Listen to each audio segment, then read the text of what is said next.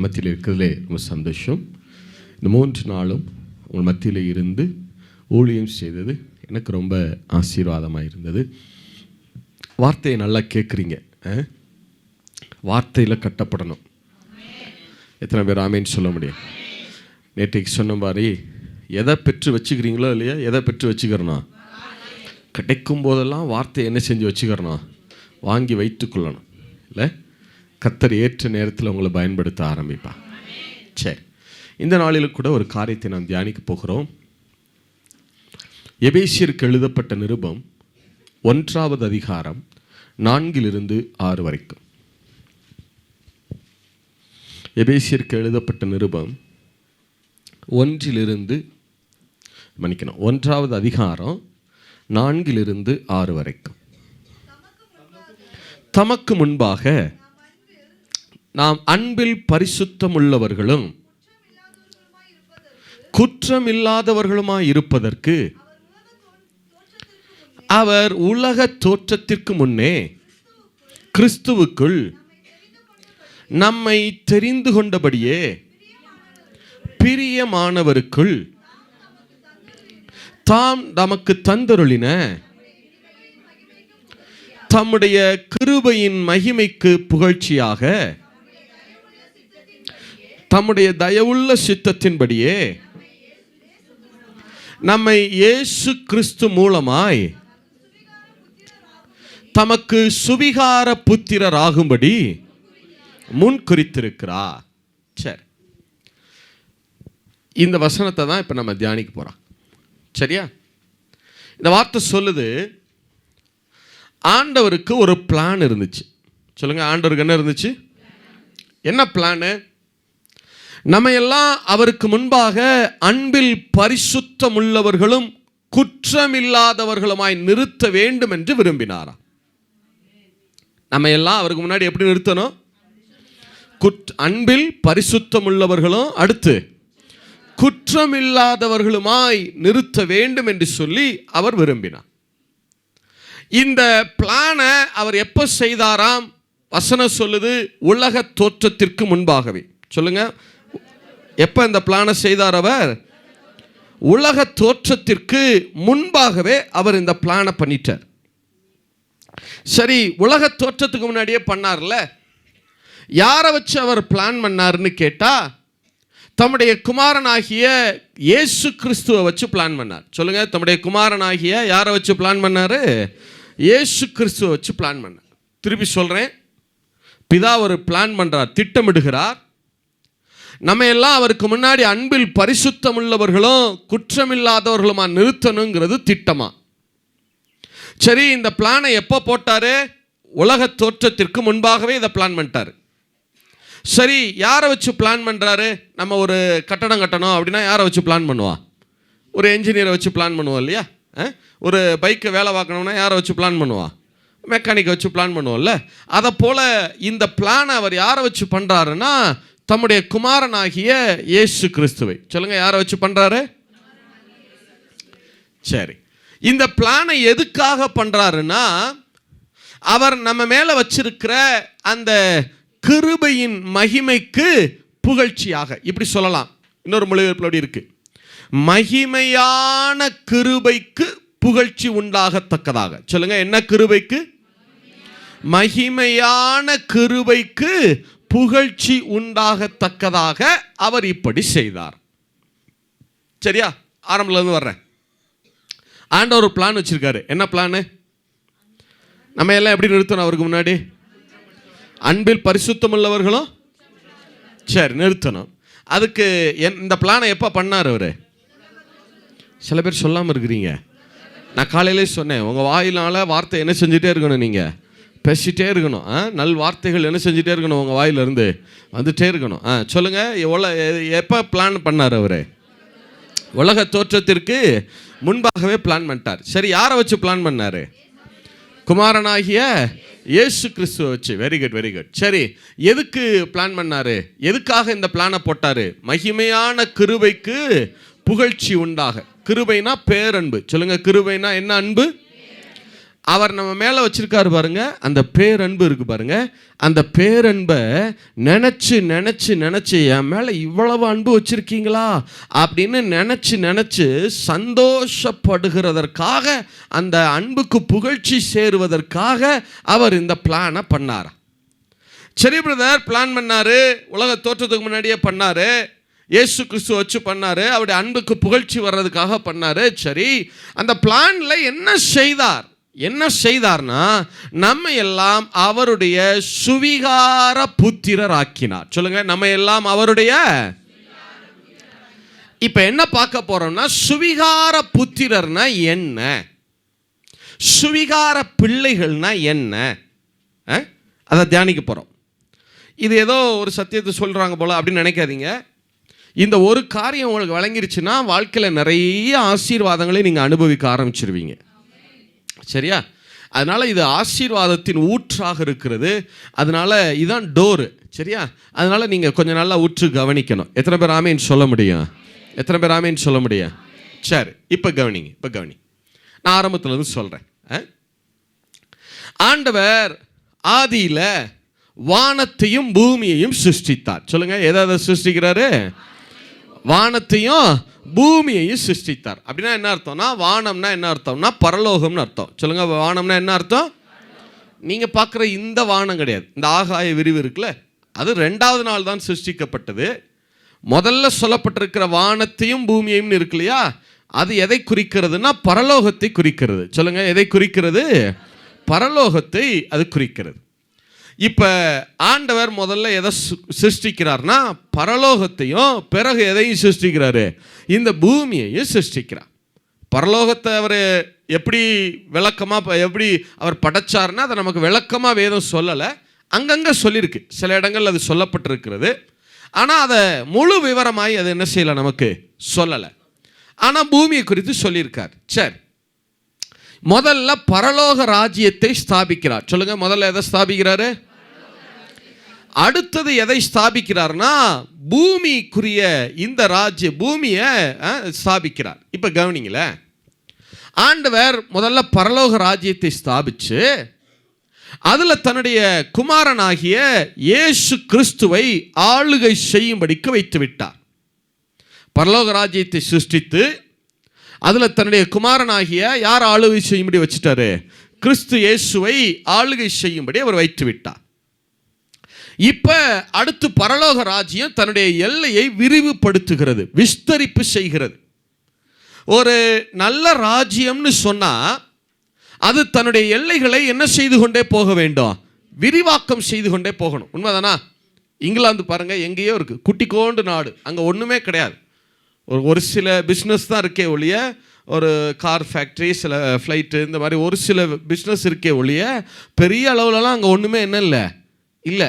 அவன் பார்த்தான், நம்ம மக்களை எப்படி நல்லா வாழ வைக்கிறது, உலகத்தில் இருக்கிற எல்லா நாட்டையும் பிடி, எல்லா நாட்டில் இருக்கிற செல்வத்தை எடுத்துகிட்டு வந்து நம்ம ஊரில் இருக்கிறவங்களை என்ன செய்ய வை, நல்லா வாழ வை அப்படின்னு சொல்லிட்டு. அப்போ பாருங்க, ஒரு ராஜ்யம் என்பது தன்னுடைய எல்லைகளை என்ன செய்து கொண்டே போக வேண்டும்? விரிவாக்கம் செய்து கொண்டே போக வேண்டும் இல்லையா? இப்ப பரலோக ராஜ்யம் தன்னுடைய எல்லைகளை விரிவாக்கம் செய்ய விரும்புகிறது. இப்ப அடுத்து அவர் எதையும் படைக்கிறாரு? பூமியையும் படைக்கிறார். இப்ப பரலோகத்துல தன்னுடைய குமாரனாகிய கிறிஸ்து இயேசுவை ஆளுகை செய்யும்படி வச்சுட்டாரு. அடுத்து அவர் என்ன செய்யறாருன்னா இந்த பூமியில தன்னுடைய இன்னொரு குமாரனாகிய ஆதாமை ஆளும்படி வைக்கிறார். சொல்லுங்க, இன்னொரு குமாரனாகிய யார் ஆளும்படி வைக்கிறாரு? ஆதாமை ஆளுகை செய்யும்படி வைக்கிறார். லூக்கா புஸ்தகம் 3வது அதிகாரம் கடைசி வசனம் வாசிங்களே, 38வது வசனம் வாசிங்களே. லூக்கா புஸ்தகம் 3வது அதிகாரம் கடைசி வசனம்.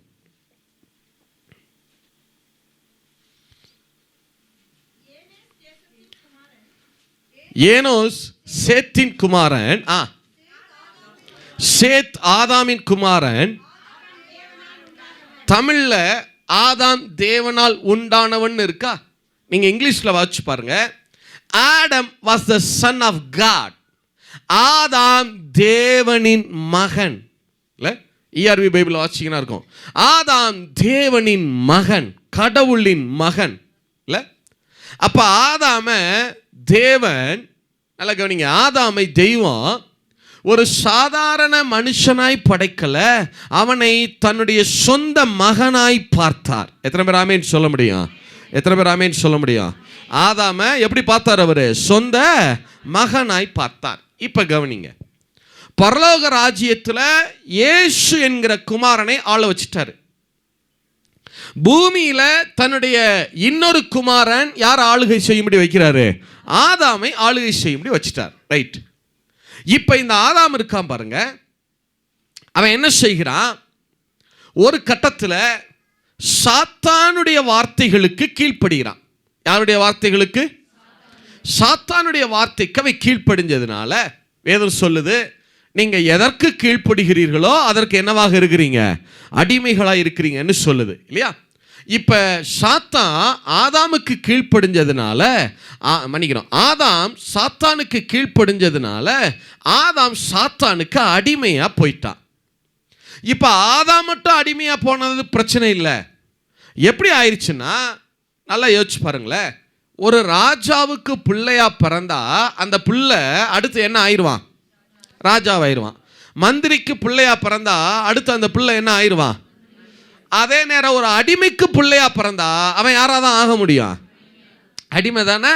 அப்ப ஆதாம் அடிமையானதால ஆதாம் வழி வந்த முழு மனுக்குலமும் யாருக்கு அடிமையா போயிருச்சு? சாத்தானுக்கு அடிமையா போயிட்டான். இப்ப பிதா பார்த்தார், ஆதாமை நம்முடைய மகனாய் வைத்தோமே, ஆனா ஆதாம் சாத்தானுக்கு கீழ்ப்படிஞ்சதுனால ஆதாமும் அவனுடைய வழிவந்த மக்களும் மனுக்குலமும் சாத்தானுக்கு என்னவா போயிட்டாங்க? அடிமையா போயிட்டாங்க. இப்ப அவர்களை என்ன செய்யணும்? மீட்க வேண்டும் என்று சொல்லி அவர் திட்டமிடுகிறார். சரியா? ஆதாம என்ன செய்யணும்? மீட்கணும்னு அவர் திட்டமிடுகிறார். இப்ப தேவன் என்ன செய்கிறார்? தன்னுடைய குமாரனாகிய இயேசுவை பார்த்து சொல்றார், என் குமாரனாகிய இயேசுவே, என்னுடைய இன்னொரு குமாரன் ஆதாமை நாம ஆளுகை செய்யும்படி வைத்தோம் பூமியில. ஆனா அவன் இப்ப சாத்தானுக்கு அடிமையா போயிட்டான். நீங்க என்ன செய்யுங்க? இந்த பூமிக்கு இறங்கி போய், பரலோகத்திலிருந்து பூமிக்கு போங்க, பூமிக்கு இறங்கி போய் சாத்தானுக்கு அடிமையாயிருக்கிற இந்த மனுக்குலத்தை மீட்டு மீண்டும் அவர்களை எனக்கு என்னவாக மாற்றுங்க? பிள்ளைகளாக மாற்றி கொடுங்க அப்படின்னு ஆண்டவர் பொறுப்பை, பிதா பொறுப்பை யார்கிட்ட கொடுக்குறாரு? குமாரனாகி இயேசுட்ட சொல்றார். நீங்க பூமிக்கு போங்க, போய் அவங்கள மீட்டு திரும்ப எனக்கு என்னவாக ஆக்குங்க? பிள்ளைகளா மாற்றுங்கன்னு சொல்லிட்டார். இப்ப சாத்தானுக்கு அடிமைகளா இருந்த நம்மளை மீட்பதற்காக இயேசு கிறிஸ்து பரலோகத்திலிருந்து இந்த பூமிக்கு இறங்கி வருகிறார். அல்லேலூயா. சரி, இறங்கி வந்தவர் எப்படி வர்றார்? ஒரு அந்த காலத்தில் எப்படி சட்டம்? எப்படி? ஒரு மாட்டை மீட்கணும்னா மாடு கொடுக்கணும், ஒரு ஆட்டை மீட்கணும்னா இன்னொரு ஆடு கொடுக்கணும் இல்லை? கண்ணுக்கு கண்ணு, பல்லுக்கு பல்லு இல்லையா? காதுக்கு காது, ஆட்டுக்கு ஈடு ஆடு, மாட்டுக்கு ஈடு மாடு. அப்போ ஒரு அடிமையை மீட்கணும்னா இன்னொரு யார் வேணும்? அடிமை தானே வேணும். ஸோ பரலோகத்திலிருந்து அவர் அடிமையின் ரூபம் எடுத்து இந்த பூமிக்கு இறங்கி வந்தார். எதுக்கு? நம்மளை என்ன செய்யணும்? மீட்டு யாருக்கு திரும்ப பிள்ளைகளா மாற்றணும்? சத்தமா சொல்லுங்க. பிதாவுக்கு பிள்ளைகளாய் மாற்ற வேண்டும் என்று சொல்லி விரும்புகிறார். சரி, இப்ப பூமிக்கு இறங்கி வந்துட்டாரா? 33.5 ஆண்டு காலம் இந்த பூமியில அவர் உயிர் வாழ்கிறார். சிலுவையிலே மரிக்கிறார். சிலுவையில் என்ன நடந்துச்சு?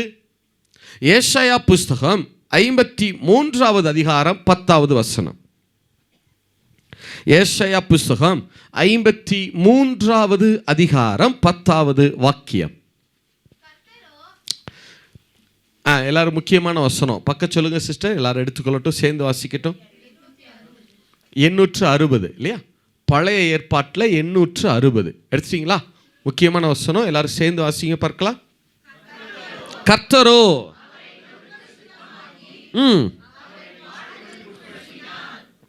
பாடுகளுக்கு உட்படுத்தினார், அவருடைய ஆத்துமா குற்ற நிவாரண பலியாக ஒப்பு கொடுக்கும் போது அவர் தமது சந்ததியை கண்டு நீடித்த நாளாயிருப்பார். கர்த்தருக்கு சித்தமானது. இப்ப கவனிங்க, அவர் தமது ஆத்துமாவை குற்ற நிவாரண பலியாக ஒப்பு கொடுக்கும் போது, சொல்லுங்க, என்ன நிவாரண பலியாக? குற்ற நிவாரண பலியாக ஒப்பு கொடுக்கும் போது அவர் தமது சந்ததியை கண்டு நீடித்த நாளாயிருப்பார். அப்படின்னா என்ன பிரதர்? குற்ற நிவாரண பலியாக ஒப்பு கொடுக்கும் போது அவர் தமது சந்ததியை கண்டார்னா என்ன அர்த்தம்? இப்ப நல்லா கவனிங்க, என்னைய பாருங்க.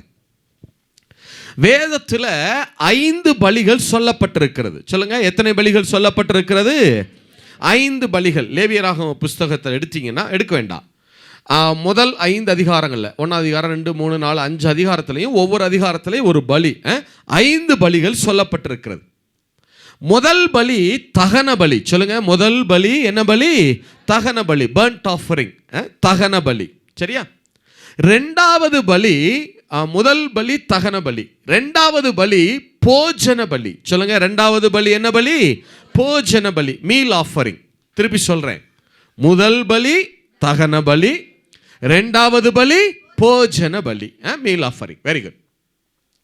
மூணாவது பலி சமாதான பலி, பீஸ் ஆஃபரிங். மூன்றாவது பலி சமாதான பலி. சொல்லுங்க, மூணாவது பலி என்ன பலி? ஆரம்பத்துல இருந்து வருவோமா? முதல்ல என்ன பலி? தகன பலி. Very good, very good, super. ரெண்டாவது என்ன பலி? போஜன பலி. Well done, well done. மூணாவது என்ன பலி? சூப்பர், சமாதான பலி. Very good. நாலாவது பலி பாவ நிவாரண பலி. சொல்லுங்க, என்ன நிவாரண பலி? திருப்பி சொல்லுங்க, என்ன நிவாரண பலி? ஒன்னுல இருந்து வருவோமா? ஒன்னு என்ன? தகன பலி. Very good. ரெண்டாவது என்ன? வெல்டன். மூணாவது என்ன? சமாதான பலி. Very good, super. நாலாவது என்ன? Well done, well done. சரி, ஐந்தாவது பலி தான் குற்ற நிவாரண பலி. சொல்லுங்க, ஐந்தாவது பலி என்ன பலி? குற்ற நிவாரண பலி, சின் ஆஃபரிங்.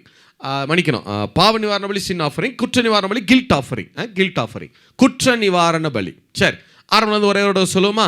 சொல்லுங்க பார்க்கலாம். ஒன்று தகன பலி, ரெண்டாவது போஜன பலி. Very good. மூணாவது சமாதான பலி. Well done, well done. நாலாவது பாவ நிவாரண பலி. Very good. அஞ்சாவது குற்ற நிவாரண பலி. இதை இவ்வளவு சீக்கிரமா கத்துக்கிட்ட முதல் சபை நீங்க தான். ஆனா போற இடத்துல நான் அப்படிதான் சொல்லுவேன். சரி, இப்ப கவனிங்க. சரி, 5 பலிகள். சொல்லுங்க, எத்தனை பலிகள்? இதுல என்னன்னா, பலிகளை வரிசையா தான் செலுத்தணும். இப்போ ஒருத்தர் நான் பாவம் செஞ்சுட்டேன், ஒரு பாவ நிவாரண பலி செலுத்துறேன் அப்படின்னு நேரடியா 4வது பலிக்கு என்ன செய்ய முடியாது? வர முடியாது. ஒரு பலி செலுத்தணும்னா ஆர்டர் மாறக்கூடாது. எங்க இருந்து தான் அவர் ஆரம்பிச்சு வரணும்? முதல்ல தகன, இப்ப 2வது பலி போஜன பலி. நான் போஜன பலி செலுத்துறேன்னு சொல்ல முடியாது. அவர் எதை செலுத்தணும்? முதல்ல தகன பலி செலுத்தி அப்புறம் தான் எங்க வர முடியும்? போஜன பலி. 3வது பலி சமாதான பலி. நான் சமாதான பலி செலுத்துறேன்னு சொல்லி நேரடியாக வர முடியாது. எங்க இருந்து வரணும்? அவரு தகன பலியை செலுத்தணும், அப்புறம் போஜன பலியை செலுத்தணும், அடுத்து சமாதான பலியை செலுத்தணும். Very good, very good. 4வது பலி என்ன பலி? பாவ நிவாரண பலி.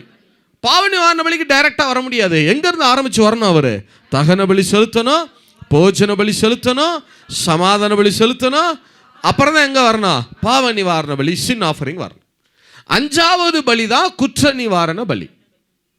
அப்ப குற்ற நிவாரண பலி ஒருத்தர் செலுத்தணும்னா எங்க இருந்து ஆரம்பிச்சு வரணும்? அவரு தகன பலி, அடுத்து போஜன பலி, அடுத்து சமாதான பலி. Very good. அடுத்து பாவ நிவாரண பலி. வெல்டன். அடுத்து குற்ற நிவாரண பலி. இப்ப இயேசு தமது ஆத்துமாவை குற்ற நிவாரண பலியாக ஒப்பு கொடுத்தார் அப்படின்னு ஏன் ஆவியானவர் எழுதுறாருன்னா, ஏசாயாவை கொண்டு ஏன் எழுதுறாருன்னா, அப்ப என்ன அர்த்தம்? கடைசி பலி 5வது பலியை சொல்றாரு, குற்ற நிவாரண பலியா ஒப்பு கொடுக்கிறாருன்னு சொல்றாரு. அப்ப என்ன அர்த்தம்? அப்ப இதுக்கு முன்னாடியே அவர் எத்தனை பலியை முடிச்சுட்டு வந்திருக்காருன்னு அர்த்தம். Very good, very good, very good. 4 பலிகளை முடிச்சுட்டு வந்திருக்காருன்னு அர்த்தம். முதல்ல தகன பலியாகி இருக்கிறார், அடுத்து போஜன பலியாகி இருக்கிறார், அடுத்து சமாதான பலியாகி இருக்கிறார், அடுத்து பாவ நிவாரண பலியாயிட்டார். இப்ப கடைசியா என்ன நிவாரண பலியா ஒப்பு கொடுக்கிறாரு? குற்ற நிவாரண பலியா ஒப்பு கொடுக்கிறார். இப்ப நல்லா கவனிங்க, நல்லா கவனிங்க. பலின்னு சொன்னா சாதாரண கிடையாது பாருங்க. இப்ப தகன பலி ஆகிறதுனா தகன பலிக்குன்னு சொல்லி நிறைய விதிமுறைகள் வேதத்திலே சொல்லப்பட்டிருக்கிறது. இல்ல, தகன பலிக்கென்று சொல்லி நிறைய விதிமுறைகள் இருக்கிறது, ரூல்ஸ் அண்ட் ரெகுலேஷன்ஸ் இருக்கு. இல்ல, லேவியராகம புத்தகத்தை வாசிங்கன்னா ஒரு தகன பலியா ஒரு ஆட்டுக்குட்டியை எப்படி அடிக்கணும், என்னெல்லாம் செய்யணும்னு தகன பலிக்கே கிட்டத்தட்ட 12-13 விதிமுறைகள் அதில் சொல்லப்பட்டிருக்கிறது. இல்ல, அது எல்லாவற்றையும் நிறைவேற்றினால்தான் இயேசு தகன பலியாக முடியும். தகன பலி என்ன செய்வாங்க? ஒரு ஆண் ஆட்டுக்குட்டியை கொண்டு வரணும், அது பழுதற்ற ஆட்டுக்குட்டியாக இருக்கணும். 1 வயசு அப்படின்னா என்னது? நல்ல இளம் குட்டியா, அடுத்த சந்ததியை பெற்றெடுக்கத்தக்க விதத்தில் நல்ல இளம் குட்டியா, 1 வயதான ஆட்டுக்குட்டி. 1 வயதான ஆட்டுக்குட்டி கிடையாது, 1 வயசான ஆட்டுக்குட்டி. சரியா? எத்தனை வயசு? 1 வயசான ஆட்டுக்குட்டி. 1 வயதான ஆட்டுக்குட்டின்னு சொல்லிடக்கூடாது. 1 வயசு அப்படின்னா என்ன அர்த்தம்? அடுத்த சந்ததி, அடுத்த குட்டி போடுறதுக்கு நல்ல இளங்குட்டின்னு அர்த்தம். சரியா? இளம் வயசு, 30-33 வயசுல நல்ல இளம் வயசா இருக்கணும்னு அர்த்தம். சரியா? இப்போ கவனிங்க. அப்போ ஒரு ஆட்டுக்குட்டியை கொண்டு வந்து அது நல்ல பழுதற்றதாக இருக்கணும், நல்ல இளங்குட்டியாக இருக்கணும். அந்த ஆட்டுக்குட்டியை பலிபீடத்தின் வட திசையில் வைத்து கொள்ளணும். அந்த ஆட்டுக்குட்டியை தோல் உரிக்கணும். அந்த ஆட்டுக்குட்டியை சந்து சந்தாக என்ன செய்யணும்? வெட்டணும். அப்புறம் அதை எடுத்து கொண்டு வந்து என்ன செய்யணும்? பலிபீடத்தில் வைக்க. இப்படிலாம் நிறைய ரூல்ஸ் இருக்கு, ரெகுலேஷன்ஸ் இருக்கு. இப்ப இயேசு தகன பலினா சும்மா அவர் தகன பலி ஆயிட்டார் அப்படின்னு சொல்ல முடியாது பாருங்க. தகன பலினா அப்ப இயேசுவினுடைய சரீரமோ ஒரு தகன பலியா அடிக்கப்படுற ஆட்டுக்குட்டி எப்படி அடிக்கப்படுமோ அதே போல யாருடைய சரீரமும் அடிக்கப்படணும், இயேசுவினுடைய சரீரமும் அதே போல கையாளப்படணும். அப்பதான் அவர் தகன பலி. நான் ஒரே ஒரு ரூல் சொல்றேனே, ஒன்றை மட்டும் விலகி சொல்றேனே. தகன பலியினுடைய ஒரு ரூல் என்ன? தகன பலியாக அடிக்கப்படுகிற ஆட்டுக்குட்டி அதனுடைய சரீரம் சந்து சந்தாக வெட்டப்பட வேண்டும். அதன் சரீரம் சந்து சந்தா கிழிக்கப்படணும். அப்ப இயேசுவினுடைய சரீரம் சந்து சந்தாக கிழிக்கப்பட்டதா பிரதர்? கண்டிப்பா. நீங்க ரோமர்கள் வச்சிருக்கிற சாட்டையை பார்த்தீங்கன்னா அதுல கைப்பிடி ஒன்று தான் இருக்கும், ஹேண்டில் ஒன்று தான் இருக்கும். ரோமர்கள் வாரினால் அடிக்கிறாங்கல்ல, கசைனால் அடிக்கிறாங்கல்ல, அவங்க பிடிச்சிருக்க அந்த கைப்பிடி ஒன்று தான் இருக்கும். அதுல 9 கயிறுகள் தொங்கும். எத்தனை கயிறுகள் தொங்கும்? நீங்க இந்த மாட்டை அடிக்கிற, குதிரை அடிக்கிற சாட்டையெல்லாம் பார்த்துருக்கீங்களா? குதிரை அடிக்கிற அந்த பிரம்பில் எத்தனை கயிறு தொங்கும்? ஒரே ஒரு சாட்டை தான் தொங்கும். இங்கே குதிரையில் எத்தனை வச்சுருக்காங்கன்னு தெரில. எங்கள் ஊரில் மாட்டு அடிக்கிற சாட்டையெல்லாம் பார்த்தீங்கன்னா அந்த பிரம்பில் எத்தனை கயிறு தான் தொங்கும்?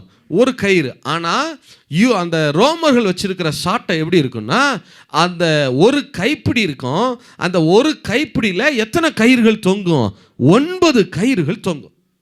அந்த கயிறுகளுடைய முனையில் என்ன செய்வாங்கன்னா இந்த பாறையெல்லாம் இருக்குல்ல, பாறை கற்கள்லாம் இருக்குல்ல, அதையெல்லாம் ஒட்டச்சிங்கன்னு வைங்களேன், அது சில்லு சில்லா அப்படி கூர்மையான பீஸுகளாக தெரிக்கும். பார்த்தீங்களா? சின்ன சின்ன பீஸா இந்த டைல்ஸு மார்பிலாம் உடைச்சிங்கன்னா அது எப்படி தெரிக்கும்? அப்படியே கூர்மையாக. பாறையெல்லாம் உடைச்சி பாருங்க, அப்படி என்ன செய்யும்? கூர்மையாக தெரிக்கும். பார்த்தீங்களா? அந்த சின்ன சின்ன கூர்மையான கற்களை எல்லாம் என்ன செய்வாங்கன்னா அந்த கயிறுகள் முனையில் கட்டி வச்சுருப்பாங்க. 9 கயிறு முனையிலையும் அந்த 9 சின்ன சின்ன பீசஸை கட்டி வச்சுருப்பாங்க. சிலர் சொல்லுவாங்க இரும்பு கொக்கிகள்னு. இரும்பு கொக்கிகளெல்லாம் இயேசுவுக்கு பின்னாட்களில் தான் பயன்படுத்தினாங்க. அதுலேயும் யூதர்களை அடிக்கணும் அப்படின்னா கல்லை தான் பயன்படுத்துவாங்க. ஏன்னா கல்லு தான் நியாயப்பிரமாணம். இல்லை, கல்லு தான் ஏன்னா ஆண்டவர் நியாயப்பிரமாணத்தை என்ன பலகையில் எழுதி கொடுத்தார்? ஆண்டவர் கற்பலகையில் எழுதி கொடுத்தார் இல்லையா? அப்போ கல்லு தான் வந்து எதை குறிக்குதுன்னா நியாயப்பிரமாணத்தை என்ன செய்கிறது? அடையாளப்படுத்துகிறது. அப்போ பழைய ஏற்பாட்டில் பார்த்துருக்கீங்களா? ஒரு ஏதாவது விபச்சாரம் இந்த மாதிரி ஏதாவது பாவத்தில் சிக்கிட்டாங்கன்னா உடனே எதை எரிஞ்சு கொள்கிறாங்க? அந்த கல்லு தான் பிரமாணம். இந்த பிரமாணத்தை மீறிட்ட விபச்சாரம் செய்யாதிருப்பாயாகங்கிற பிரமாணத்தை என்ன மீறிட்டேன்னு சொல்லி எறிவானுங்க இல்லையா? அப்போ அந்த கல் வந்து என்ன செய்யுது? குத்தி குத்தி குத்தி குத்தி என்ன செய்யுது? கிழிச்சு ரத்தம் வெளியாகி இறந்து போவாங்க. இப்போ ரோமர்களுடைய அந்த கைப்பிடியில் ஒரு கைப்பிடியில் எத்தனை கயிறு தொங்குது? 9 கயிறு தொங்குது. ஒரு தடவை ஒரு சரீரத்தில் அப்படி அடிச்சு இழுத்தா 9 இடத்துல சரீரத்தை ரணமா பிளக்கும். ஒரு தடவை அடிச்சாலே சரீரம் எத்தனை இடத்துல கிழிக்கப்படுகிறது? 9 இடத்துல கிழிக்கப்படும். அப்ப 39 தடவை அடிச்சா சரீரத்தில் எத்தனை இடங்கள்ல கிழிக்கப்பட்டிருக்கும்? இல்ல 351 இடங்கள். சொல்லுங்க, எத்தனை இடங்கள்? அதையும் இப்ப பிளஸ் இப்படியும் சொல்லலாம். கைகளில் 2 ஆணிகள் கடாவப்பட்டிருக்கு, அங்கேயும் சரீரம் பிளக்கப்படுது. கால்களில் 2 ஆணிகள், அங்கேயும் சரீரம் பிளக்கப்படுது. விழாவில் ஈட்டி குத்தப்படுது, அங்கேயும் திரும்ப சரீரம் பிளக்கப்படுது. தலையில் முள்முடிகள் சூட்டப்பட்டு அறையப்படுது, அங்கேயும் சரீரம் பிளக்கப்படுது. இதையெல்லாம் கணக்கு பண்ணி எவ்வளவு சொல்லுவாங்கன்னா 360 இடங்கள்ல சரீரம் கிழிக்கப்பட்டதா. சொல்லுங்க, எத்தனை இடங்கள்ல? சத்தமா சொல்லுங்க. நம்மளுடைய கேலண்டர்ல ஒரு வருஷத்துக்கு 365 நாள். ஆனா யூதர்களுடைய கேலண்டர்ல ஒரு வருஷத்துக்கு 360 நாள். எத்தனை நாள் அவங்களுக்கு? 360 நாள். அப்ப 360 நாட்களுக்கும், அதாவது வருஷம் முழுவதற்கும் நீங்கள் நலமாய் வாழுவதற்காக அவருடைய சரீரம் பிளக்கப்பட்டிருக்கிறது. இந்த உலகத்தை எத்தனை டிகிரியா பிரிச்சிருக்காங்க தெரியுமா? இந்த குளோபு சொல்றோம்ல, உலக உருண்டை, குளோபை எத்தனை டிகிரியா பிரிச்சிருக்காங்க தெரியுமா? 360 டிகிரி. எத்தனை டிகிரி?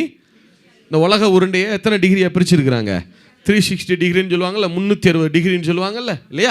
அப்போ இந்த உலகத்தில் நீங்கள் எந்த டிகிரியில் வாழுகிறவராக இருக்கலாம். நீங்கள் ஒருவேளை மலைப்பகுதியில் எங்கேயோ மூலையில் இருக்கிறேன் பிரதர், ஊட்டியில் எங்கேயோ எங்கள் ஊர் ஒரு அத்துவான காட்டுக்குள்ளே கிடக்கு பிரதர், எங்கேயோ ஓரத்தில் இருக்கிறோம் பிரதர், ஊருக்கே எங்கள் வீடு தான் ஒதுக்குப்புறம் பிரதர். இல்லை பிரதர், இந்த உலகத்தில் 360 டிகிரியில் எந்த டிகிரியில் நீங்கள் வாழ்ந்தாலும் அவருடைய ரத்தம் உங்களுக்காக பேச வல்லமையில் தான் இருக்கு. ஹல்லேலூயா, ஹல்லேலூயா. சரி, இப்போ கவனிங்க. அப்போ ஒரு தடவை அடித்து இழுத்தாலே 9 இடத்துல சரீரம் கிழிக்கப்படுது. இயேசுவை வாரினால் அடிக்கிறாங்க, அவருடைய சரீரம் சந்து சந்தா பிளக்கப்படுகிறது. ஏசாயா புஸ்தகம் 52:14 வாசிங்களேன். ஏசாயா புஸ்தகம் 52:14 வாசிங்களேன். மனுஷனை பார்க்கிலும் அவருடைய முகப்பார்வையும் மனுபுத்திரரை பார்க்கிலும் அவருடைய ரூபமும் இவ்வளவு அந்த கேடு அடைந்தபடியினாலே அவரை கண்ட அநேகர் பிரமிப்படைந்தார்கள். இது கொஞ்சம் விளங்க மாட்டேங்குதுல்ல, அந்த கேடு இதெல்லாம் விளங்க மாட்டேங்குதுல்ல. இதே வசனத்தை நான் இன்னொரு மொழிபெயர்ப்பில், பொது மொழிபெயர்ப்பில் நான் வாசிக்கிறேன். அவரை கண்ட பலர் திகைப்புற்றனர், அவரது தோற்றம் பெரிதும் உருக்குலைந்ததால் மனித சாயலே அவருக்கு இல்லாதிருந்தது, மானிடரின் உருவமே அவருக்கு இல்லை. இன்னொரு மொழிபெயர்ப்பில், தமிழ் ERV மொழிபெயர்ப்பில் வாசிக்கிறேன். ஆனால் பலர் என் தாசனை பார்த்த பொழுது மிகவும் அதிர்ச்சி அடைந்தனர். மனிதன் என்று கஷ்டப்பட்டு கண்டுபிடிக்கும் வகையில் அவர் மோசமாக பாதிக்கப்பட்டிருந்தார். இயேசுவை வாரினால் அடித்து அவரை நியாயசங்கத்து முன்னாடி கொண்டு வந்து நிறுத்துறாங்க. சரீரம் 360 இடங்கள்ல சந்து சந்தாக கிழிக்கப்பட்டிருக்கிறது. அவரது தோற்றம் பெரிதும் உருக்குலைந்தது, மனித சாயலே அவருக்கு இல்லை, மானிடரின் உருவமே அவருக்கு இல்லை. இல்லை, அதாவது மனுஷன்னா ஒரு பாடிக்கு ஸ்ட்ரக்சர் இருக்குல்ல, இது தலை, இது கழுத்து, இது உடம்பு, இது 2 கைகள், இது தொடைகள், கீழே கால்கள், ஒரு பாடிக்கு ஸ்ட்ரக்சர் இருக்குல்ல, உருவம் இருக்குல்ல, இதான் மனித உருவம்னு நம்ம கண்டுபிடிச்சிடலாம்ல. இல்லை, தூரத்தில் ஒரு மனுஷன்னாலே மனுஷன் நிற்கிறான், மனுஷ உருவம் தான் அது அப்படி கண்டுபிடிக்கிறோம்ல. ஆனால் அவரை வாரினால் அடித்த பிறகு எதுவுமே ஒழுங்கா இல்லையா. எது கண்ணு, எது மூக்கு, எது வாய், எது காது, எது கண்ணம், எது கழுத்து, எது உடம்பு, எது தொடைகள், எது கால்கள், எது கை, எல்லா சதையும் ஒன்று மண்ணா கிழிஞ்சு தொங்குது. கொலை கொலைன்னு ரத்தமும் சதையுமா அப்படியே பிடிச்சு வச்ச சத பிண்டம் போல அப்படியே நிற்கிறாரு. அவரை பார்த்து அநேகர் ஷாக் ஆனாங்களாம். எங்க உண்மையாவே இங்கே நிற்கிறது மனுஷன் தானாங்க? என்னங்க நான் மனுஷன் தாங்க, நல்லா இல்லைங்க, நல்லா பாருங்க, மனுஷன்தான் பாருங்க, ரத்தமும் சதையுமா நிற்கிதுங்க.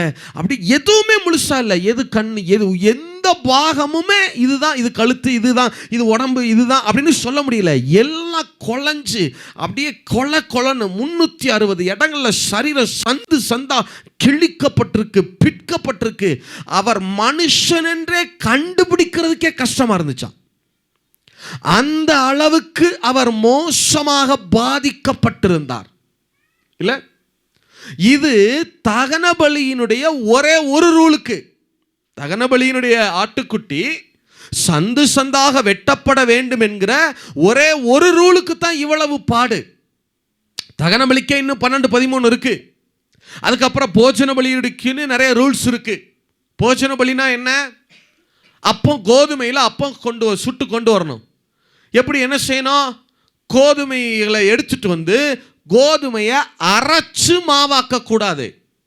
கோதுமையை கொண்டு வந்து ஒன்னா குமிச்சு களின்னு சொல்லுவாங்கள்ல, நம்ம ஊரில் மூங்கில் மாதிரி பெரிய கட்டைகள் இருக்குல்ல, சின்ன கட்டையில் நல்லா கைனால் பிடிக்க முடியாது பாருங்க, அப்படி போல் பெரிய கட்டைகள் இருக்கும் பாருங்க, களின்னு சொல்லுவாங்க. இந்த கொட்டைகள்லாம் போட்டு நடுறாங்கல்ல, பெரிய பெரிய கம்பு, அந்த களியை கொண்டு வந்து அந்த கோதுமையை ஆட்டி ஆட்டி ஆட்டி ஆட்டின்னு அடிச்சே நொறுக்கி மாவாக்கணும். நீங்கள் அரைச்சு மாவாக்கி அப்பம் கொண்டு வரக்கூடாது. அது போஜன பலி அல்ல. போஜன பலினா என்ன செய்யணும்? கோதுமையை ஆட்டி ஆட்டினா அடிச்சு நொறுக்கி அதை மாவாக்கணும். அதுல இருந்து அப்பம் சுடணும். அப்ப இயேசு அடித்து நொறுக்கப்பட்டாரா பிரதர்? கண்டிப்பா. அவரை பிரம்பினால் அடித்தார்கள் தமிழ்ல இருக்கு, நீங்க ஆங்கிலத்தில் வாட்சி பாருங்க. அவரை he were beaten more and more, திரும்ப திரும்ப அடிக்கப்பட்டார். yet they were beaten again and again, அவர்கள் திரும்ப திரும்ப அவரை அடித்தார்கள். இந்த வசனத்தில் இப்ப வாச்சமே, பிதா அவரை நொறுக்க சித்தமாகி, பிதா அடிச்சு நொறுக்க சித்தமான இல்ல. இது போஜன வழியினுடைய ஒரு ரூலுக்கு. இன்னும் பாவ சமாதான பலிக்கு இருக்கு, பாவ நிவாரண பலிக்கு இருக்கு, குற்ற நிவாரண பலி. அப்ப பலினா சாதாரண இல்லை பாருங்க. ஏசு நமக்காக பலி ஆயிட்டா அப்படி சொல்ல முடியாது. நியாயப்பிரமாணத்தில் பலிகளுக்குன்னு விதிமுறைகள் இருந்தால் அதையெல்லாம் இயேசு நிறைவேற்றணும். அதனால தான் அவர் சொன்னார் இல்லையா, நியாயப்பிரமாணத்தை அழிக்கிறதற்கு வந்தேன் என்று எண்ணிக்கொள்ளாதேயுங்கள். அழிக்கிறதுக்கு அல்ல, எதற்கே வந்திருக்கிறேன், நான் நிறைவேற்றுகிறதற்கே வந்திருக்கிறேன் இல்லை. அப்ப இயேசு ஒவ்வொரு பலியாக நிறைவேற்றி கொண்டே வருகிறார். முதல்ல அவர் தகன பலியை போல கையாளப்படுகிறார். அவருடைய சரீரம் தகன பலியை போல சந்து சந்தாக கிழிக்கப்படுது. அவருடைய சரீரம் தகன பலியின் ஆட்டுக்குட்டியை போலவே கையாளப்படுகிறது. அடுத்து அவர் தன்னை போஜன பலியாக ஒப்பு கொடுக்கிறார். அவரை அடித்து நொறுக்கிறாங்க. நிறைய நேரத்தில் அடித்து நொறுக்கிறதுலே பல பேர் இறந்துருவாங்க, சிலுவைக்கு போறதுக்கு முன்னாடியே இறந்துருவாங்க. அடுத்து சமாதான பலியாக தன்னை ஒப்பு கொடுக்கிறார். அவர் சமாதான பலியாக தன்னை ஒப்பு கொடுக்க ஆரம்பிக்கிறார். சமாதான பலியை போல அவரை நடத்த ஆரம்பிக்கிறாங்க. இப்ப சிலுவையில் அரைஞ்சிட்டாங்க. அவர் தன்னை பாவ நிவாரண பலியாய் ஒப்பு கொடுக்கிறார். உலகத்தினுடைய ஒட்டுமொத்த பாவமும் இப்ப இயேசுவின் மேலே சுமத்தப்பட ஆரம்பிக்கிறது. இல்ல, நல்லா யோசிச்சு பாருங்க. நம்ம ஒரு ஆள் செஞ்ச பாவம், நாம செஞ்ச பாவம், நம்முடைய பாவம், அதையே நம்மளால தாங்க முடியல. உலகத்தினுடைய ஒட்டுமொத்த பாவத்தை எடுத்து ஒரு ஆள் மேல வச்சா எப்படி இருக்கும்? நம்ம செஞ்ச பாவம், நாம செஞ்ச ஒரே ஒரு ஆள், நம்ம ஆளுடைய பாவம், அதையே நம்மளால தாங்க முடியாம தானே நம்ம சபைக்குள்ள வந்தோம், ஆண்டவரை தேடி வந்தோம். அப்போ உலகத்தினுடைய ஒட்டுமொத்த பாவத்தை எடுத்து ஒரே ஒருத்தர் மேல சுமத்துனா எவ்வளவு வேதனை இருந்திருக்கும். சிலுவைங்கிறது சாதாரணம் இல்லை பாருங்க. இல்ல, உலகத்தினுடைய ஒட்டுமொத்த பாவமும் சிலுவையில் இயேசுவின் மேல சிலுவையில் அறையப்பட்டிருக்கிறார். அவர் மேலே உலகத்தின் ஒட்டுமொத்த பாவமும் சுமத்தப்படுது. சிலுவைங்கிறது சாதாரணம் இல்லை பாருங்க. 2 கால்களுக்கு கீழே அறையப்பட்டிருக்கோம், 2 கைகளும் அறையப்பட்டிருக்கோம். இந்த சூழ்நிலையில் ஒருத்தர் அப்படி மூச்சை இழுத்தார்னு சொன்னா ஒட்டுமொத்த வெயிட்டும் கால்களில் இருக்கிற ஆணிகளுக்கு போகும். உடனே அந்த எலும்புகளில் கடுமையான பெயின் வரும். டக்குன்னு அப்படியே மூச்சை விடுவாங்க. மூச்சை விட்ட உடனே கைகளில் இருக்கிற அந்த ஆணிகளுக்கு, அந்த உடலுடைய ஒட்டுமொத்த வெயிட்டு கை ஆணிகளுக்கு போகும். உடனே கையில் கடுமையான பெயின், டக்குன்னு உடனே மூச்சை இழுப்பாங்க. கால்களுக்கு பெயின் போகும், டக்குன்னு மூச்சை விடுவாங்க. மூச்சை இழுக்கவும் முடியாது, மூச்சை விடவும் முடியாது. அந்த லங்ஸ் எல்லாம், நுரையீரல்லாம் அப்படியே ஆக்சிஜனுக்காக அப்படியே கதறும் பாருங்க. இல்லை, அவருடைய ஜீவ சுவாசத்தை பெற்ற நாம செய்த தவறுகளுக்காக அவர் சிலுவையில் இவ்வளவாய் பாடுபட வேண்டியிருந்தது. சிலுவை பாடுங்கிறது சும்மா இல்லை பாருங்க, இல்லை? இப்ப இயேசு ஒவ்வொரு பலியாக தன்னை ஒப்பு கொடுத்து கொண்டே வருகிறா. முதல்ல தகன பலியாகிறா, அடுத்து போஜன பலியாகிறா, அடுத்தது சமாதான பலியாகிறா, அடுத்து சிலுவையில் என்ன பலியாகிறாரு? பாவ நிவாரண பலியாயிற்றாரு. உலகத்தினுடைய ஒட்டுமொத்த பாவங்களை இயேசு மேல சுமத்தப்பட்டு விட்டது. அடுத்து தன்னை என்ன பலியாக ஒப்பு கொடுக்க ஆரம்பிக்கிறாரு? குற்ற நிவாரண பலியாக ஒப்பு கொடுக்க ஆரம்பிக்கிறாரு. உலகத்தினுடைய ஒட்டுமொத்த குற்றங்களும் யாரு மேலே சுமத்தப்படுகிறது? இயேசுவின் மேலே சுமத்தப்பட ஆரம்பிக்கிறது.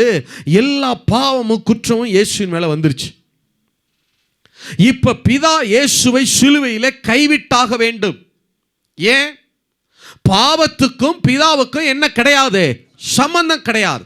சோ இப்ப பிதா இயேசுவை சிலுவையில கைவிட்டே ஆக வேண்டும். ஏன்னா அவரை கைவிட்டால் தான் பிதா நம்ம என்ன செய்ய முடியும்? கைப்பிடிக்க முடியும். சோ பிதா என்ன செய்கிறார்? சிலுவையில இயேசுவை கைவிட்டார். இயேசு சிலுவையில கதற ஆரம்பிக்கிறார். ஏலி ஏலி லாமா சபக்தானி, என் தேவனே என் தேவனே ஏன் என்னை கைவிட்டீர்னு கதற ஆரம்பிக்கிறார். இல்ல, இப்ப சிலுவையில எல்லா பாவமும் அவர் மேல வந்துருச்சு, எல்லா குற்றமும் இயேசு மேல வந்துருச்சு. பிதா இப்ப அவரை கைவிட்டுட்டாரு. அவர் சிலுவையில கதறார். இயேசு முன்னாடியே சொன்னார், என்ன? இந்த பாத்திரம் என்னை விட்டு நீங்க கூடுமானால் நீங்கும்படி செய்யும். அப்படின்னா என்ன அர்த்தம்? எனக்கு சிலுவை வேண்டாம்னு சொல்லல, சிலுவை பாடுகள் வேண்டாம்னு சொல்லல.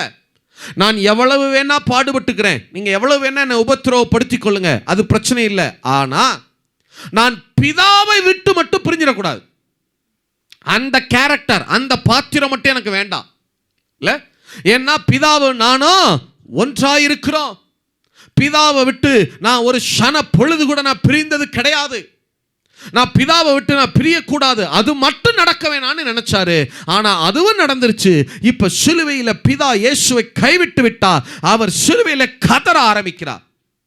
அப்ப இயேசு நினைத்தாரா, பிதாவை விட்டு பிரிஞ்ச நிலைமையில நான் இருக்க விரும்பல, இப்பவே என்னுடைய உயிர் என்ன செஞ்சிடலாம், என்கிட்ட இருந்து என்ன செஞ்சிடலாம், போயிடலாம், நான் பிரிஞ்சிடலாம், இப்பவே நான் செத்தரலாம் அப்படின்னு நினைச்சாராம்.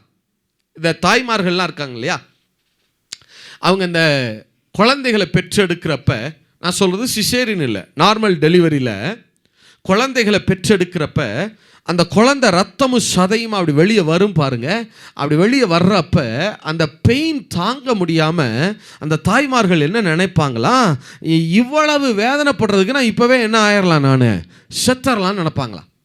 ஆனால் அந்த குழந்தை பிறந்து அந்த குழந்தையினுடைய முகத்தை பார்த்த உடனே அந்த தாய் என்ன நினைப்பாங்க, இல்லை நான் சாக மாட்டேன். தன்னுடைய சந்ததியை பார்த்த உடனே, அந்த குழந்தை முகத்தை பார்த்த உடனே, தன் சந்ததியை பார்த்த உடனே அந்த தாய் என்ன நினைப்பாங்களாம், இல்லை நான் சாக மாட்டேன், என் பிள்ளைக்காக நான் நீண்ட காலம் இந்த பூமியில் என்ன செய்யணும், உயிர் வாழணும்னு நினைப்பாங்களாம். இல்லை, இதுதான் சிலுவையில் இயேசுவுக்கு நடந்தது. என்ன சம்பவித்தது? இயேசு சிலுவையில் ஒவ்வொரு பலியாக முடித்து கொண்டே வருகிறார். தகன பலி ஆயிற்றாரு, அடுத்தது போஜன பலியாக தன்னை படைக்கிறார், அடுத்தது சமாதான பலியாக அடிக்கப்படுகிறார், அடுத்து சிலுவையில் பாவ நிவாரண பலி ஆயிற்றாரு. எல்லா பாவங்களும் இயேசு மேல வந்துருச்சு. அடுத்து சிலுவையில் அவர் குற்ற நிவாரண பலியாகிறார். எல்லா குற்றங்களும் சிலுவையில் இயேசு மேல வந்துருச்சு. இப்ப சிலுவையில் இயேசுவை பிதா கைவிட்டுட்டாரு. அவர் கதற ஆரம்பிக்கிறார், என் தேவனே என் தேவனே ஏன் என்ன கைவிட்டீர்னு கதற ஆரம்பிக்கிறாரு. அப்ப இயேசு நினைத்தாராம், பிதாவை விட்டு பிரிஞ்ச நிலைமையில நான் இருக்கிறதுக்கு பதிலாக இப்பவே நான் என்ன ஆயிரலாம், நான் செத்தரலான்னு நினைச்சாராம். அப்ப பிதா சிலுவையில இயேசுவுக்கு உங்களுடைய என்னுடைய முகங்களை எல்லாம் காண்பிக்க ஆரம்பித்தாராம். இயேசு சிலுவையில நம்முடைய முகங்களை பார்க்க ஆரம்பித்தார். அவர் தமது ஆத்துமாவை குற்ற நிவாரண பலியாக ஒப்பு கொடுக்கும் போது அவர் தமது சந்ததியை கண்டு, அவர் தமது சந்ததியை கண்டு, இயேசு உங்களுடைய முகங்களை பார்க்க பார்க்க பார்க்க பார்க்க சிலுவையில் அவர் நினைத்தாராம், இல்ல நான் மரித்தாலும் இந்த என் பிள்ளைக்காக நான் மீண்டும் உயிரோடு எழுந்து வருவேன், நான் நீடித்த நாளாயிருப்பேன். கர்த்தருக்கு சித்தமானது அவர் கையினாலே வாய்த்தது. எத்தனை பேர் ஆமென் சொல்ல முடியும்? எத்தனை பேர் ஆமென் சொல்ல முடியும்? பிரதர், நீங்கள் நினைக்காதீங்க, நான் 2000 ரட்சிக்கப்பட்டேன், 2005 நான் இயேசுவை தேடி வந்தேன், 2012 ரட்சிக்கப்பட்டேன். இல்லை பிரதர், தாயின் கர்ப்பத்தில் நீங்கள் உற்பத்தி ஆகிறதற்கு முன்பாகவே சிலுவையில் இயேசு உங்களுடைய முகங்களை பார்த்திருக்கிறார். எத்தனை பேர் ஆமேன்னு சொல்ல முடியும்? உங்கள் முகத்தை சிலுவையில் இயேசு பார்த்தா, இந்த ஊட்டி பட்டணத்தில் இவ்வளவு ஆயிரக்கணக்கான ஜனங்கள், லட்சக்கணக்கான ஜனங்கள் இருக்கிறப்ப நீங்கள் ஏன் இன்னைக்கு உட்கார்ந்து வார்த்தையை கேட்குறீங்கன்னா, நீங்களா வரல பிரதர், அவர் சிலுவையில் உங்கள் முகத்தை பார்த்தபடினால தான். எத்தனை பேர் ஆமேன்னு சொல்ல முடியும்? எத்தனை பேர் ஆமேன்னு சொல்ல முடியும்? இயேசு உங்களுடைய முகங்களை சிலுவையிலே பார்த்தா, அவர் தமது சந்ததியை கண்டு, சொல்லுங்க, அவர் தமது சந்ததியை கண்டு. எத்தனை பேர் ஆமேன்னு சொல்ல முடியும்? சங்கீத புஸ்தகம் 110:3 வாசிங்க. சங்கீதம் 110:3 வாசிங்க.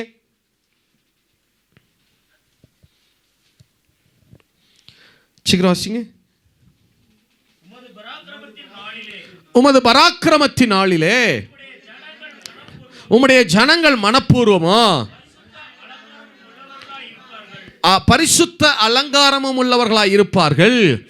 விடியற் காலத்து கர்ப்பத்தில் பிறக்கும் பனிக்கு சமானமாய் எவ்வன ஜனம் உமக்கு பிறக்கும்.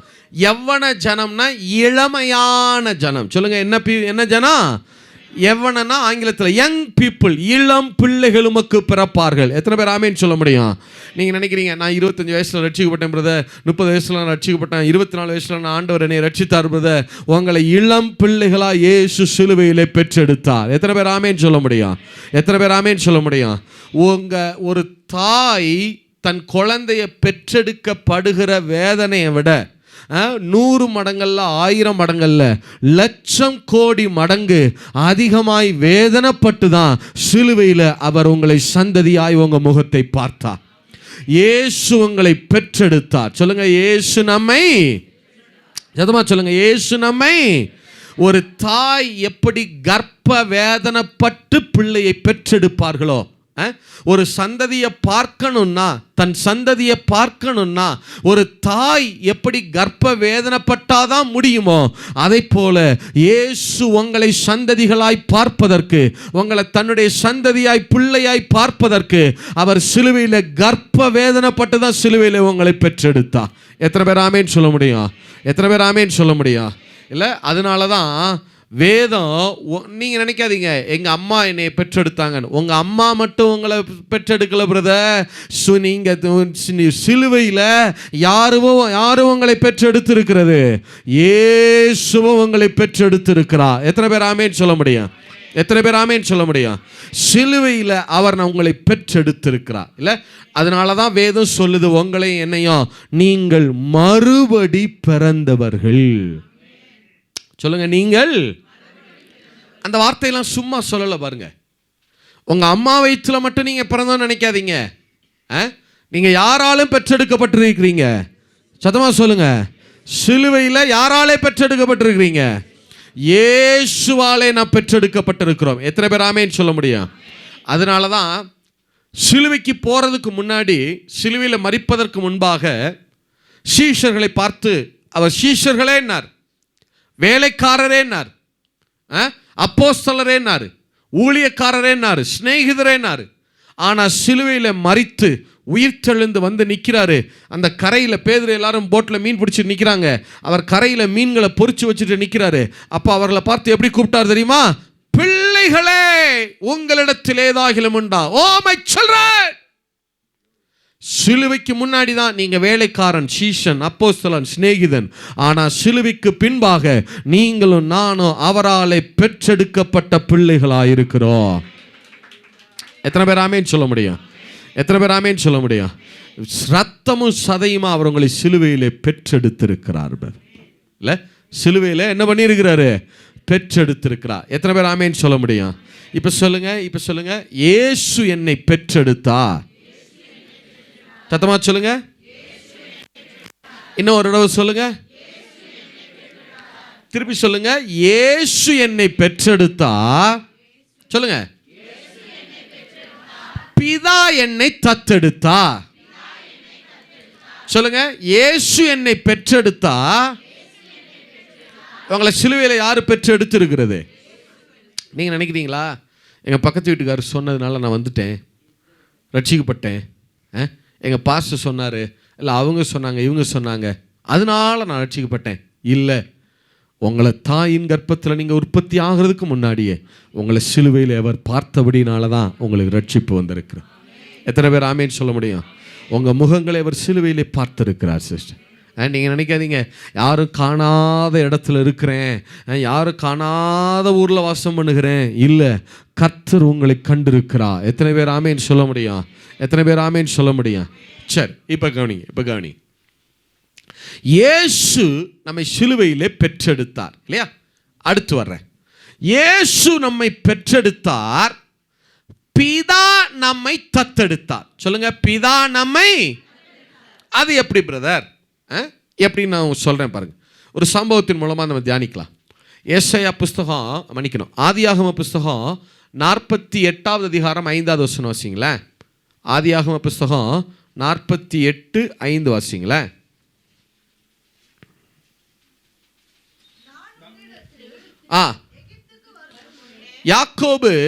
யாக்கோபு தன் மகன் யோசேப்பை பார்த்து சொல்றாரு பாருங்க, நான் உன்னிடத்தில் எகிப்துக்கு வரும் முன்னே உனக்கு எகிப்து தேசத்தில் பிறந்த உன்னுடைய 2 குமாரரும் என்னுடைய குமாரர் ரூபன், சிமியோன் என்பவர்களைப் போல எப்பிராயீமோ மனாசேயோ என்னுடையவர்கள். இப்ப கவனிங்க, என்ன பாருங்க. இப்ப யோசேப்பு, மன்னிக்கணும், யாக்கோபு யோசேப்பை பார்த்து சொல்றார். நல்லா கவனிங்க. யாக்கோபு வயது முதிர்ந்த பிதா. சொல்லுங்க, யாக்கோபு யாரு? அவருடைய பிள்ளை மகன் யாரு? யோசேப்பு. சொல்லுங்க, அவர் மகன் யாரு? திருப்பி கேட்கிறேன், வயது முதிர்ந்த பிதா யாரு? சத்தமா சொல்லுங்க, யாக்கோபு. அவர் பிள்ளை யாரு? யோசேப்பு. யோசேப்பு எகிப்து தேசத்துல, இந்த பாவ உலகத்துல எகிப்துல பெற்றெடுத்த பிள்ளைகள் மனாசேயும் எப்பிராயிமும். சொல்லுங்க, யார் யாரு? மனாசேயும் எப்பிராயிம். திருப்பி கேட்கிறேன், வயது முதிர்ந்த பிதா யாரு? யாக்கோபு. அவர் மகன் யாரு? யோசேப்பு. யோசேப்பு இந்த எகிப்துல பெற்றெடுத்த, பாவ உலகத்தில் பெற்றெடுத்த, அடிமைத்தன உலகத்தில் பெற்றெடுத்த பிள்ளைகள் யாரு? மனாசேயும் எப்பிராயிமும். இப்ப யாக்கோபு, நல்லா கவனிங்க, யாக்கோபு தன் மகன் யோசேப்பை பார்த்து சொல்றாரு. என்ன சொல்றாரு? இந்த பாரு யோசேப்பு, இனிமே இந்த மனாசே எப்பிராயிம் உன்னுடைய பிள்ளைகள் மட்டும் இல்ல, இனிமே அவர்கள் என்னுடைய குமாரர். அதாவது தன் மகனுடைய பிள்ளைகளை தன் பிள்ளைகளாக அவர் தத்தெடுத்து கொள்ளுகிறாரு. சொல்லுங்க, என்ன செய்து கொள்ளுகிறாரு? ஆக்சுவலா மனாசே எப்பிராயிம் அவருக்கு பேர பிள்ளைங்க. சொல்லுங்க, மனாசே எப்பிராயிம் அவருக்கு, யாக்கோபுக்கு என்ன முறை? அவங்க பேர பிள்ளைங்க. ஆனா பேர பிள்ளைங்களை தன் பிள்ளைகளாக என்ன பண்ணிக்கிறாரு? அவரு தத்தெடுத்து கொள்ளுகிறாரு. எத்தனை பேர் ஆமேன்னு சொல்ல முடியும்? எத்தனை பேர் ஆமேன்னு சொல்ல முடியும்? திருப்பி சொல்றேன் பாருங்க, வயது முதிர்ந்த பிதா யாரு? சத்தமா சொல்லுங்க. அவர் பிள்ளை யாரு? யோசேப்பு. Very good. யோசேப்புடைய பிள்ளைங்க யாரு? மனாசே எப்பிராயிம். இப்ப மனாசே எப்பிராயிம் தன் மகனுடைய பிள்ளைகளை யாக்கோபு என்ன செய்கிறாரு? தன் பிள்ளைகளா தத்தெடுத்து கொள்கிறார். எத்தனை பேர் ஆமேன்னு சொல்ல முடியும்? எத்தனை பேர் ஆமேன்னு சொல்ல முடியும்? அதே தான் பிரதர் நான் உங்களுக்கு சொல்றேன். பிதாவாகிய தேவன் அவருடைய குமாரன் இயேசு கிறிஸ்து, அவர் இயேசு கிறிஸ்து சிலுவையில் இந்த பாவ உலகத்தில் பெற்றெடுத்த பிள்ளைகள் தான் நீங்களும் நானும். கவனிங்க, பிதாவாகிய தேவன் இருக்கிறார், அவருடைய குமாரன் யாரு? இயேசு கிறிஸ்து. அவருடைய பிள்ளைகள் யாரு? மனாசேயும் எப்பிராயீமும். இப்ப பிதாவாகிய தேவன் என்ன பண்றார்னா, தன்னுடைய குமாரன் இயேசு சிலுவையில பெற்றெடுத்த உங்களையும் என்னையும் தன்னுடைய பிள்ளைகளாக தத்தெடுத்து கொண்டாரு. சொல்லுங்க, என்ன செய்து கொண்டாரு? இப்ப நீங்க கேட்கலாம், எப்படி பிரதர் சொல்றீங்க? பிதா என்னை தத்தெடுத்தார்னு எப்படி சொல்றீங்க? தத்தெடுக்கிறதுனா உங்களுக்கு தெரியல, சுவிகார பிள்ளைகள்னு சொல்லுவாங்க. தத்தெடுக்கிறது இல்ல, தத்தெடுத்துக்கிட்டாருன்னு எப்படி சொல்றீங்க? இப்ப கவனிங்களேன், யாக்கோபு மனாசே எப்பிராயிமை தத்தெடுக்கிறதுக்கு என்ன பண்ணாரு? வாசிங்க ஆதியா 48:14 வாசிங்க. ஆதியா 48 அதே அதிகாரம் 14வது வசனம் வாசிங்க. அப்பொழுது இஸ்ரவேல் மனமறிய தன் வலது கையை நீட்டி இளையவனாகிய எப்பிராயின் மேலும் தலையின் மேலும் மூத்தவனாய் இருந்தோம் தன் இடது கைய மனாசேயின் தலைமேலும். இப்ப கவனிங்க, யூதர்களுடைய, சொல்லுங்க யாருடைய? யூதர்களுடைய மரபு என்னன்னா, தத்தெடுக்கிறதுக்கு தலை மேல கை வைப்பது யூதர்களுடைய வழக்கம். அதாவது ஒவ்வொரு நாட்டில் ஒவ்வொரு விதமாக தத்தெடுப்பாங்க பிள்ளைங்களை. இப்போ நம்ம ஊர்லலாம் என்ன செய்வாங்கன்னா, ஒரு குழந்தை இல்லாதவங்க ஒரு குழந்தைய தத்தெடுக்கிறதுக்கு என்ன செய்வாங்க, பூநூல் போட்டு விடுவாங்க. பூநூல் போட்டு அந்த குழந்தைக்கு பூநூல் போட்டு விட்டு என்ன செய்வாங்க, குழந்தைய தத்தெடுப்பாங்க. சில பேர் என்ன செய்வாங்க, இடுப்பில் அந்த அருணாக்கொடின்னு சொல்லுவாங்களா, அரைஞான் கயிறுன்னு சொல்லுவாங்களா, அருணாக்கொடி, வெள்ளி அருணாக்கொடியை கொடுத்து அந்த பிள்ளைக்கு கட்டி விட்டு அதை தன் பிள்ளையா என்ன செஞ்சுக்கிடுவாங்க, தத்தெடுத்துக்குருவாங்க. சுவிகாரம் எடுக்கிறதுன்னு சொல்லுவாங்க இல்லையா, சுவிகார பிள்ளைங்கன்பாங்க இல்லை. தத்தெடுக்கிறதுனா தெரியும் தானே, எத்தனை பேர் ஆமேன்னு சொல்ல முடியும்? சில பேர் என்ன செய்வாங்க, ரிங்கு போட்டு விடுவாங்க, குழந்தைக்கு ரிங்கு மாட்டி தத்தெடுத்து விடுவாங்க. சில பேர் தன் கழுத்தில் இருக்கிற செயின் எடுத்து என்ன செய்வாங்க, பிள்ளைக்கு போட்டு தத்தெடுப்பாங்க. சில பேர் அங்க வஸ்திரம், தோலில் கிடக்கிற துண்டை எடுத்து இனிமேல் நீ என் பிள்ளை அப்படின்னு சொல்லி என்ன செய்வாங்க, தோலில் அந்த துண்டை தூக்கி அந்த பிள்ளை மேலே போட்டு என்ன செய்வாங்க, தத்தெடுப்பாங்க. சிலர் புது ட்ரெஸ்ஸு வாங்கி கொடுத்து என்ன செய்வாங்க, தத்தெடுப்பாங்க. ஒவ்வொரு நாட்டில் ஒவ்வொரு விதமாக தத்தெடுப்பாங்க. ஆனால் யூதர்களுடைய முறைமை என்னன்னா, அவங்க தத்தெடுக்கிறதுக்கு என்ன செய்வாங்க, தலை மேலே என்ன செய்வாங்க, கை வைத்து தத்தெடுப்பாங்க. அதனால தான் யூதர்கள் அவ்வளவு சீக்கிரம் யார் தலையிலையும் கையும் வைக்க மாட்டாங்க. தங்கள் தலையில் யாரும் கை வைக்கிறதுக்கு என்னவும் செய்ய மாட்டாங்க, அவங்க அனுமதியும் கொடுக்க மாட்டாங்க. அதனால தான் பவுல் சொல்கிறார்ல தீமோத்தேயிட்ட, அவ்வளவு சீக்கிரம் யார் தலையில் என்ன செஞ்சிடாத, நீனு கை வைக்கிறாத அப்படின்னு சொல்கிறாரு இல்லையா. தீமோத்தேயுவை பவுலுடைய குமாரன்னு சொல்கிறோம். பவுல் சொல்றார், என் குமாரனாகிய தீமோத்தேயுவே அப்படிங்கிறார். ஏன் அவரை குமாரன்னு சொல்றாரு? பவுல் யார் தலைமையில கை வச்சிருக்கிறாரு? தீமோத்தேயு தலைமையில். அவர் சொல்றாருல, நான் உன் தலைமையில் கை வைத்த போது நீ பெற்ற வரத்தை அனல் மூட்டி எழுப்புன்னு சொல்றாரு இல்லையா. அப்ப தலைமையில கை வைக்கிறது எதுக்குன்னா, தத்தெடுக்கிறதுக்கு அடையாளம். சொல்லுங்க, தலைமையில கை வைக்கிறது எதுக்கு அடையாளம்? சத்தமா சொல்லுங்க, தலைமையில கை வைக்கிறதுக்கு எதுக்கு அடையாளம்? தத்தெடுக்கிறதுக்கு அடையாளம். எத்தனை பேர் ஆமேன்னு சொல்ல முடியும்? சரி, இதை நினைவில் வச்சுருங்க. திருப்பி கேட்குறேன், தலைமையில கை வைக்கிறதுக்கு எதுக்கு அடையாளம்? திருப்பி சொல்லுங்க, தலைமையில கை வச்சா என்ன அர்த்தம்? இப்படி கேட்குறேன், தத்தெடுக்கிறதுக்கு யூதர்கள் என்ன செய்வாங்க? சரி, வெரி குட். இன்னொன்னையும் சொல்கிறேன், நீங்கள் பார்த்துருக்கீங்களா, பழைய ஏற்பாடு புதிய ஏற்பாடு எல்லாத்துலேயுமே தலைமையில கை வைக்கும் போதெல்லாம் ஆவியானவர் இறங்கி வருவார். பார்த்துருக்கீங்களா? தலைமையில கை வைக்கும் போதெல்லாம் யார் இறங்கி வருவா? உபாகம் புஸ்தகம் 34:19 வாசிங்க. உபாகம் 34:19 வாசிங்க. உபாகமோ 34:19 9 வாசிங்க. மோசே நூனின் குமாரனாகிய யோசுவாவின் மேல் தன் கைகளை வைத்தபடியினால், அப்ப மோசே அடுத்து தன் வாரிசாக யாரை நியமிக்கிறாரு? யோசுவாவை நியமிச்சு அவர் தலையில கை வச்ச உடனே யார் இறங்கி வர்றது? பரிசுத்த ஆவியானவர். சொல்லுங்க, யார் இறங்கி வர்றது? எசேக்கியேல் 37:1 வாசிங்க. எசேக்கியேல் 37:1 வாசிங்க. எசேக்கியேல் 37:1 வாசிங்க. கர்த்தருடைய கை என் மேல் அமர்ந்தது. அப்ப எசேக்கியேல் மேல அவர் தலையில கர்த்தர் கை வச்ச உடனே அவர் மேல யார் இறங்கி வர்றது? ஆவியானவர் இறங்கி வர்றார். எத்தனை பேர் ஆமேன்னு சொல்ல முடியும்? எத்தனை பேர் ஆமேன்னு சொல்ல முடியும்? அப்ப எங்கெல்லாம் தலையில கை வைக்கிறாங்களோ அங்கெல்லாம் யார் இறங்கி வருவது? அப்போஸ்தலர் 19:6 வாசிங்க. அப்போஸ்தலர் 19:6. அல்லாமலும் அவர்கள் மேல் கைகளை வைத்தபோது,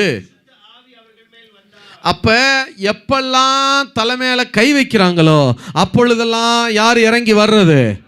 சத்தமா சொல்லுங்க. இப்ப சொல்றேன் இப்ப கவனிங்க. பிதாவாகிய தேவன் அவருடைய குமாரனாகிய இயேசு. இப்படியே சொல்றேன், ஆரம்பத்துல இருந்து சொல்றேன். வயது முதிர்ந்த பிதா யாரு? சீக்கிரம் சொல்லுங்க. யாக்கோபு. அவர் மகன் யாரு? யோசேப்புடைய பிள்ளைங்க யார் யாரு? மனாசே, எப்பிராயிம். இப்ப மனாசே எப்பிராயிம தத்தெடுக்கிறதுக்கு அவங்க தலைமையில என்ன செஞ்சாரு? கை வைக்கிறதுக்கு எதுக்கு அடையாளம்? தத்தெடுக்கிறதுக்கு. அடுத்து தலைமையில கை வச்சா யாரு இறங்கி வருவா? அதேதான் பிரதர். பிதாவாகிய தேவன், அவருடைய குமாரன் இயேசு கிறிஸ்து, அவர் சிலுவையில் பெற்றெடுத்த பிள்ளைங்க தான் நீங்களும் நானும். இப்ப பிதா உங்களை தத்து எடுக்கிறதுக்காக உங்க தலை மேல கை வச்சாரு. அவர் கை வச்சதுனால தான் ஆவியானவர் அபிஷேகமா இறங்கி வந்திருக்கிறாரு. நீங்க அபிஷேகம் பெற்றிருக்கீங்கன்னா என்ன அர்த்தம் தெரியுமா? பிதா உங்க தலை மேல கைய வச்சிட்டாரு, உங்களை தன்னுடைய பிள்ளைகளாய் தத்தெடுத்து கொண்டாரு. எத்தனை பேர் ஆமேன் சொல்ல முடியும்? எத்தனை பேர் ஆமேன் சொல்ல முடியும்? இப்ப இயேசு என்னை பெற்றெடுத்தார். சொல்லுங்க. பிதா என்னை தத்தெடுத்தா, இயேசு என்னை பெற்றெடுத்தா, பிதா என்னை தத்தெடுத்தா. இப்ப விட்டுருங்க, இயேசுக்கு அப்புறம் வருவோம். இப்ப யாரு உங்களை தத்தெடுத்து கொண்டது? உங்களை பிள்ளைகளாய் தத்தெடுத்து கொண்டது யாரு? எத்தனை பேர் ஆமேன் சொல்ல முடியும்? இப்ப அவர் உங்க அப்பா தானே? எத்தனை பேர் ஆமேன் சொல்ல முடியும்? அதனால தான் வேதம் சொல்லுது, நீங்க திரும்பவும் பயப்படுகிறதற்கு அடிமைத்தனத்தின் ஆவியை பெறாமல் அப்பா பிதாவே என்று கூப்பிட பண்ணுகிற புத்திர சுவிகாரத்தின் ஆவியை பெற்றீர்கள். ரோமர் புஸ்தகம் 8வது அதிகாரம் 15 இருந்து வாசிங்களேன். ரோமர் 8:15 எல்லாரும் சேர்ந்து வாசிக்கணும். எடுத்துக்கொள்ளுங்க.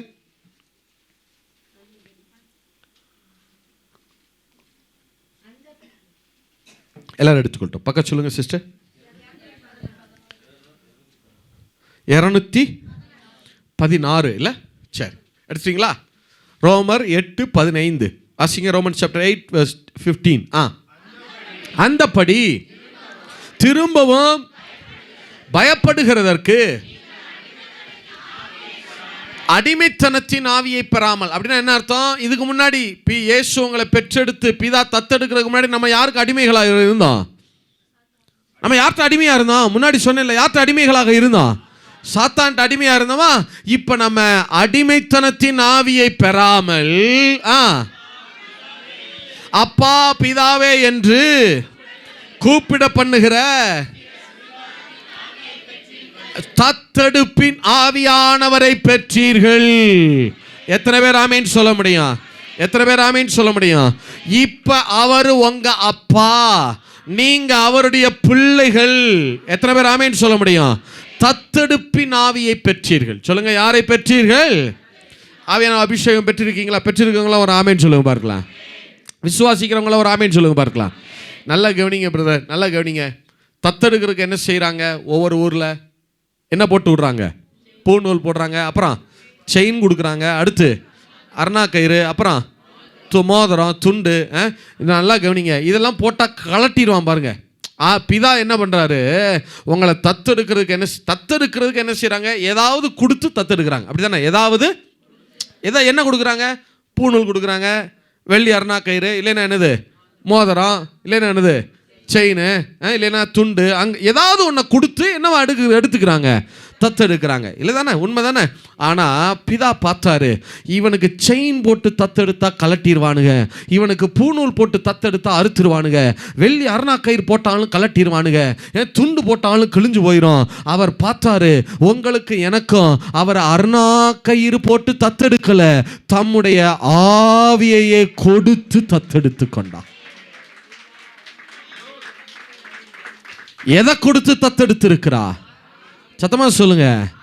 தன்னுடைய ஆவியையே கொடுத்து அவர் உங்களை தன் பிள்ளைகளாய் தத்தெடுத்து கொண்டார்.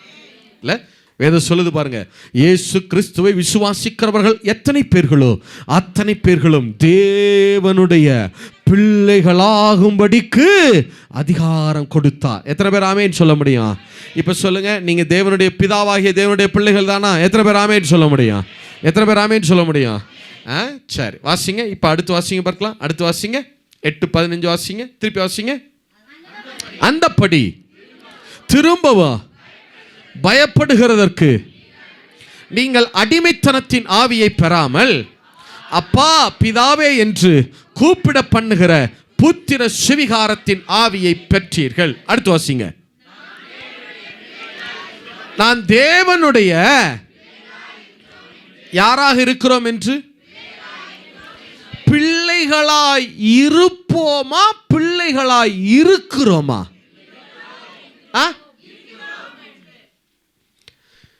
இனிமே நீங்க பிள்ளையா ஆகல, ஏற்கனவே நீங்க பிள்ளைகளா ஆயிட்டீங்க. எத்தனை பேர் ஆமேன் சொல்ல முடியும்? எத்தனை பேர் ஆமேன் சொல்ல முடியும்?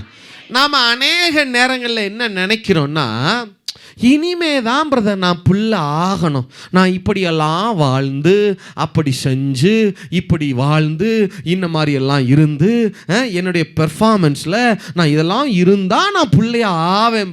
பிரதர் நீங்கள் உங்கள் வாழ்வினால் நீங்கள் பிள்ளையாகலை, நீங்கள் வாழ்ந்து பிள்ளையாகலை. இயேசு உங்களை பெற்றெடுத்து பிதா உங்களை தத்து எடுத்ததுனால தான் நீங்கள் பிள்ளைகளாக இருக்கிறீங்க. எத்தனை பேர் ஆமேன்னு சொல்ல முடியும்? நம்ம என்ன நினைக்கிறோன்னா, நான் இப்படியெல்லாம் பரிசுத்தமாக இப்படிலாம் இருந்தால் பிள்ளையாவேன். பிரதர் இன்னைக்கு காலையில் கொஞ்சம் நான் நல்லா இருந்தேன் பிரதர், சரி பிள்ளை பிரதர், சரி சாயங்காலம் ஒரு மாதிரி ஒரு காரியத்தில் ஒரு சின்ன போய் சொல்லிட்டேன் பிரதர், சரி இனிமேல் பிள்ளை இல்லை பிரதர். அப்புறம் மறுநாள் காலையில் கொஞ்சம் பிள்ளை ஆவேன்னு நினைக்கிறேன் பிரதர், நாளைக்கு கொஞ்சம் நான் ட்ரை பண்ணுறேன் பிரதர். அப்படியா? உங்கள் பிள்ளை, உங்களுக்கு பிள்ளைகள் இருக்காங்கல்ல, ஏன் உங்களுக்கு பிள்ளைங்க அவங்க சொல்லுங்க? நீ ஃபர்ஸ்ட் ரேங்க் எடுத்தாதான் எனக்கு பிள்ளை சொல்ல முடியுமா? ஃபர்ஸ்ட் ரேங்க் எடுத்ததுனால பிள்ளையா இருக்கா? பிள்ளை சத்தமா சொல்லுங்க. உண்மைதானா? உண்மைதானா?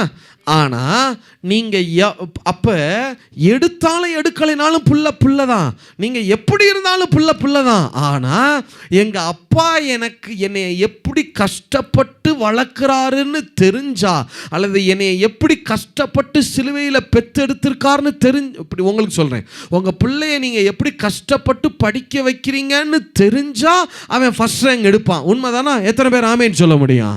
எத்தனை பேர் ஆமேன்னு சொல்ல முடியும்? அப்போ நீங்கள் பரிசுத்தமாய் வாழ்ந்து பிள்ளைகள் ஆகலை, நான் அவர் என்னை எப்படி பெற்றெடுத்திருக்கிறார்னு தெரிஞ்சிருச்சுன்னா நீங்கள் என்னவா வாழ ஆரம்பிச்சிருவீங்க? பிள்ளைகளாய் வாழ ஆரம்பிச்சிருவீங்க. சொல்ற விளங்குதா? நீங்கள் வாழ்ந்து என்ன ஆகலை? பிள்ளைகள் ஆகலை. நீங்க பிள்ளைகளா ஆயிருக்கிறோங்கிற அறிவு வந்தாதான் என்னவே செய்ய முடியும்? பிள்ளைகளாய் வாழவே முடியும். உங்களுக்கு புரிய முடியாது சொல்லட்டா? இந்த இங்கிலாந்து அரச குடும்பம் இருக்கிறாங்கல்ல, இங்கிலாந்து இங்கே வெள்ளைக்காரங்களாம் ஆண்டாங்கல்ல, அந்த அரச குடும்பத்தில் பிள்ளைங்களை ராயல் கிட்ஸ்ன்னு சொல்லுவாங்க. அவங்கள முதல்ல ஒரு ராயல் கிட்ஸ்னு ஒரு .com வச்சுருந்தாங்க. அந்த பிள்ளைங்களுக்கு எப்படிலாம் ட்ரெயின் கொடுப்பாங்க தெரியுமா? அந்த பிள்ளைங்க உட்கார்றத இப்படி தான் உட்காரணும், அந்த பிள்ளைங்க எப்படி நிற்கணும், எப்படி பார்க்கணும், ஒருத்தரை பார்த்தா எப்படி பார்க்கணும், எப்படி அவர்கிட்ட கை கொடுக்கணும், எப்படி பேசணும், எப்படி நேராக நிற்கணும், சேரில் உட்கார்றப்ப எப்படி உட்காரணும், எழுந்திருக்கிறப்ப எப்படி எழுந்திருக்கணும், நடக்கிறப்ப என்ன செய்யணும், அப்படி நேராக என்ன செய்யணும், நெஞ்ச நிமித்தி நேராக என்ன செய்யணும், நடக்கணும். பார்க்குற எல்லாத்துக்கும் அந்த பிள்ளைகளுக்கு என்ன உண்டு? ட்ரைனிங் உண்டு. என்னங்க நம்ம உட்காரும் போது பாருங்கள், இடுப்பு என்ன செஞ்சுட்டு உட்காருவான், அப்படி சாச்சிட்டு உட்காருவோம்ல, அப்படிலாம் உட்காராதுங்க. நீங்கள் பாருங்கள் அந்த பிள்ளைங்களை, அந்த என்னது சார்லஸ், இந்த டயனா இறந்து போயிட்டாங்க, அம்மா வந்து இறந்து பாடி இருக்குது, அப்போ கூட அந்த பிள்ளைங்க அந்த முறை தவறாமல் அப்படியே நிற்கிதுங்க, கரெக்டாக நிற்கிது, கரெக்டாக நடக்குது, கரெக்டாக உட்காருது. அந்த நம்மளாம் கால் அப்படி நினச்சிவான் நீட்டிட்டு உட்காருவான், கால் மேலே அப்படி கால் போட்டு அப்படி சாச்சிட்டு உட்காருவோம்ல, அந்த 2 காலும் கரெக்டாக அப்படி ஷூ அப்படி அப்படி அப்படி கரெக்டாக என்ன செய்யணும், முழங்கால் நேராக வரணும், ஷூ கரெக்டாக என்ன செய்யணும், அப்படி படிஞ்சு கரெக்டாக தரையில் இருக்கணும். நம்ம குதிங்கால் அப்படி ஷூவை வச்சுக்கிட்டு முன்னாடி கால் அப்படி தூக்கிட்டு வச்சுரு, அப்படிலாம் உட்காராதுங்க, கரெக்டாக உட்காருங்க. என்னங்க உட்கார்றதுல கூட ஆவாங்க அப்படின்னா? ஆமாம். ஏன் அந்த பிள்ளைங்க அதை ஏற்றுக்கிறது தெரியுமா? ஏன் அப்படி நடக்குது தெரியுமா? ஏன் வாழுது தெரியுமா? அதுக்கு அந்த அறிவு இருக்கு. என்ன, நான் சாதாரண ஆள் இல்லை, மற்ற ஆளுக மாதிரி நான் கிடையாது, நான் ராஜ குடும்பத்தை சேர்ந்தவன், நான் ராயல் ஃபேமிலியில் ஒரு ஆள், நான் ராஜாவுடைய புள்ள அப்படிங்கிற அந்த அறிவு இருக்கிறதுனால தான் அது எல்லாத்தையும் அது என்ன செய்யுது, அப்படியே நடக்குது. அப்ப நீங்க யாரு, நான் தேவனுடைய பிள்ளையா இருக்கிறேங்கிற அறிவு வந்துருச்சுன்னா நீங்க உங்க வாழ்க்கை பரிசுத்தமாய் மாற ஆரம்பிச்சிரும். அதற்கேற்ப நீங்க வாழ ஆரம்பிச்சிருவீங்க. எத்தனை பேர் ஆமேன்னு சொல்ல முடியும்? எத்தனை பேர் ஆமேன்னு சொல்ல முடியும்? நீங்க பரிசுத்தமா வாழ்ந்தாத்தான் பிள்ளை இல்ல, பிள்ளைங்கிற அறிவு வந்தாத்தான் என்னவா வாழ முடியும், பிள்ளையாவே வாழ முடியும். எத்தனை பேர் ஆமீன் சொல்ல முடியும்? நான் சொல்றேன், எத்தனை பேருக்கு விளங்குது? விளங்குறவங்க ஒரு ஆமீன் சொல்லுங்க பார்க்கலாம். நம்ம என்ன நினைக்கிறோம், ஒரு சின்ன குற்றம் வந்துருச்சுன்னா உடனே நான் தேவனுடைய பிள்ளை இல்லை இல்லை, ஐயோ அவர் தனியாக பார்க்கறது. அப்படியா? அப்படியா? நாம் யாராக இருக்கிறோம்? வாசிங்க 16 வசனம் வாசிங்க. நான் தேவனுடைய பிள்ளைகளா இருக்கிறீங்களா, இனிமே ஆக போறீங்களா? நான் பாருங்க பிரதர், இனிமேல் டெய்லி அப்படிலாம் வாழ்ந்து இப்படிலாம் வாழ்ந்து அப்படி ஜாம் பண்ணி இப்படி ஜாம் பண்ணி அதை படித்து இதை படித்து அதை செஞ்சு இதை பிரிஞ்சு நான் அப்படியே நான் பிள்ளை ஆகி காட்டுறேன் பிரதர். அப்படியே ஆக முடியும்? நீங்கள் உங்கள் பெர்ஃபார்மன்ஸில் பிள்ளைகளாக முடியாது. அவர் என்ன செய்தார் என்கிற அறிவு வந்துருச்சுன்னா, அவர் உங்களை தத்தெடுத்து சிலுவையில் பெற்றெடுத்து உங்களை தத்தெடுத்திருக்கிறாருங்கிற அறிவு வந்துருச்சுன்னா, நான் தேவனுடைய பிள்ளையாய் இருக்கிறேன் அப்படிங்கிற அறிவு வந்துருச்சுன்னா நீங்கள் என்னவாய் வாழ ஆரம்பிச்சிருவீங்க? பிள்ளைகளாய். இல்லை, பிள்ளைக்கு ஏற்ற விதமாய் உங்கள் நடக்கைகள் மாற ஆரம்பிச்சிடும். எத்தனை பேர் ஆமேன்னு சொல்ல முடியும்? உங்கள் வாழ்க்கை மறுரூபமாக ஆரம்பிச்சிடும். எத்தனை பேர் ஆமேன்னு சொல்கிறீங்க? சரி சொல்லுங்க, நீங்கள் தேவனுக்கு என்னவாக இருக்கிறீங்க? சத்தமா சொல்லுங்க. அப்புறம் ஏன் எப்போ பார்த்தாலும் நான் அடிமை ஆண்டவரே, நான் மண்ணு ஆண்டவரே, நான் புழுதி ஆண்டவரே, நான் குப்பை ஆண்டவரே?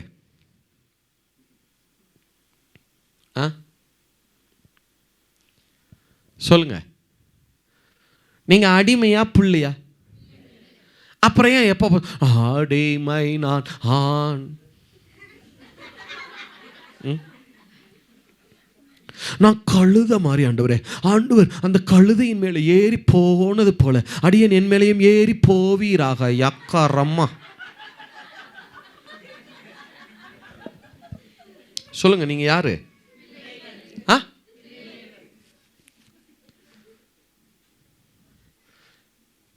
கழுதைன்னு சொன்னா யார் மாதிரி தான் நடத்த முடியும்? கழுதையை எப்படி தான் நடத்தணும்? மண்ணை எப்படி தான் மண்ணுன்னு சொன்னால் எப்படி தான் மண்ணு மாதிரி தானே வைக்க முடியும்?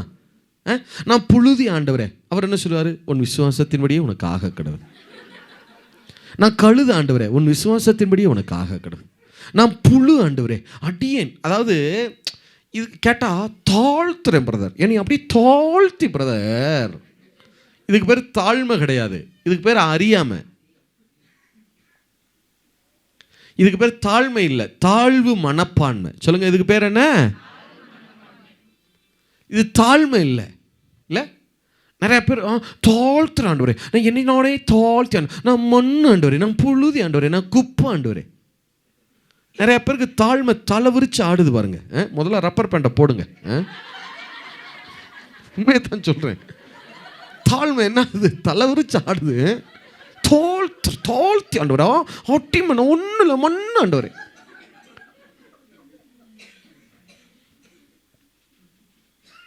நீங்க அடிமையா பிள்ளையா? சொல்லுங்க, யாருடைய பிள்ளை? சுத்தமா சொல்லுங்க. பவுல் ரொம்ப தெளிவாக இதை எழுதுறார். அதாவது ஊழியம்னு வந்துட்டா, சொல்லுங்க என்னது? ஊழியம்னு வந்துட்டா நான்லாம் பெரிய ஆளாகும், அப்படி ஆகும் இப்படி ஆகும், அப்படிலாம் கெத்தாலாம் நிற்க மாட்டேன். நான் எப்படி வேலை செய்வேன்னா, ஒரு அடிமையை போல இறங்கி வேலை செய்வேன். எப்படி வேலை செய்வேன்?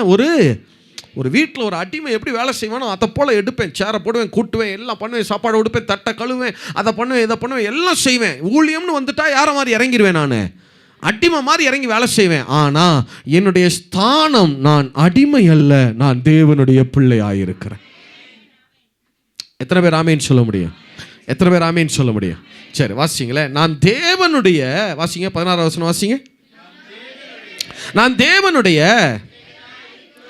பிள்ளைகளாய் இருக்கிறோம் என்று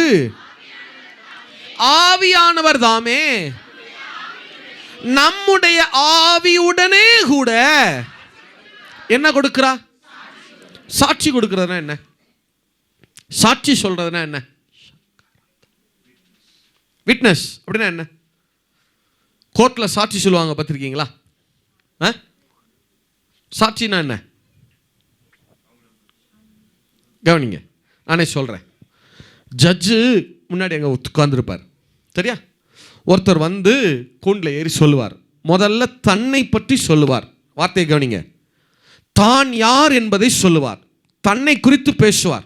ஐயா, நான் இன்னாருங்கய்யா, நான் வந்து என் பேர் இன்னாருங்கய்யா, நான் இன்னாருடைய மகங்கய்யா, நான் இன்ன மாதிரிங்கய்யா, நான் தப்பு செய்யலைங்கய்யா, நான் நிரபராதிங்கய்யா, நான் நல்ல ஆளுங்கய்யா, நான் பணத்தை கொடுத்துட்டேங்கய்யா, நான் எதுவும் திருடலைங்கய்யா, நான் நிரபராதிங்கய்யா. இப்போ தன்னை குறித்து சொல்லுவார். என்னது? இவர் சொன்ன உடனே ஜட்ஜு அவரை பார்த்து கேட்பார், நீ இப்படிலாம் சொல்றியே, நீ இன்னாரு, நீ நல்ல ஆளுன்னு சொல்றியே, நீ சொல்றதுக்கு யாரு சாட்சி கேட்பாரா? நீ சொல்றதுக்கு யாரு சாட்சி கேட்பாரா? அப்ப இவர் இன்னொருத்தர் வருவார் பாருங்க, இன்னும் இவருடைய சாட்சி வருவார் பாருங்க. இவர் தோள் மேல கை போட்டு ஜட்ஜை பார்த்து சொல்லுவார், ஐயா இவர் இன்னாருங்கய்யா, எனக்கு நல்லா தெரியுங்கய்யா, இவர் இன்னார் தாங்கய்யா, இவர் நிரபராதிங்கய்யா, இவர் நல்ல ஆளுங்கய்யா, பணத்தை கொடுத்துட்டாருங்கய்யா, இவர் சொல்றது சரிதாங்கய்யா. இப்ப இவர் சொன்னதை கன்ஃபார்ம் பண்ண வர்றவர் தான் யாரு? சத்தமா சொல்லுங்க, சாட்சி. உண்மைதானா? எத்தனை பேர் ஆமென் சொல்ல முடியும்? அப்ப ஆவியானவர் நாம் தேவனுடைய பிள்ளைகளாய் இருக்கிறோம் என்று ஆவியானவர் நம்முடைய ஆவியுடனே கூட சாட்சி கொடுக்கிறார். அப்படின்னா என்ன அர்த்தம்னா, முதல்ல நீங்க உங்க ஆவியில சொல்லணும், நான் தேவனுடைய பிள்ளையாய் இருக்கிறேன். அப்படி நீங்க சொன்னா ஆவியானவர் உங்க தோள் மேல கைப்பட்டு சொல்லுவாரு, ஆமா இவன் தேவனுடைய மகன், இவள் தேவனுடைய மகள். முதல்ல நீங்க சொல்லணும், நான் தேவனுடைய பிள்ளை.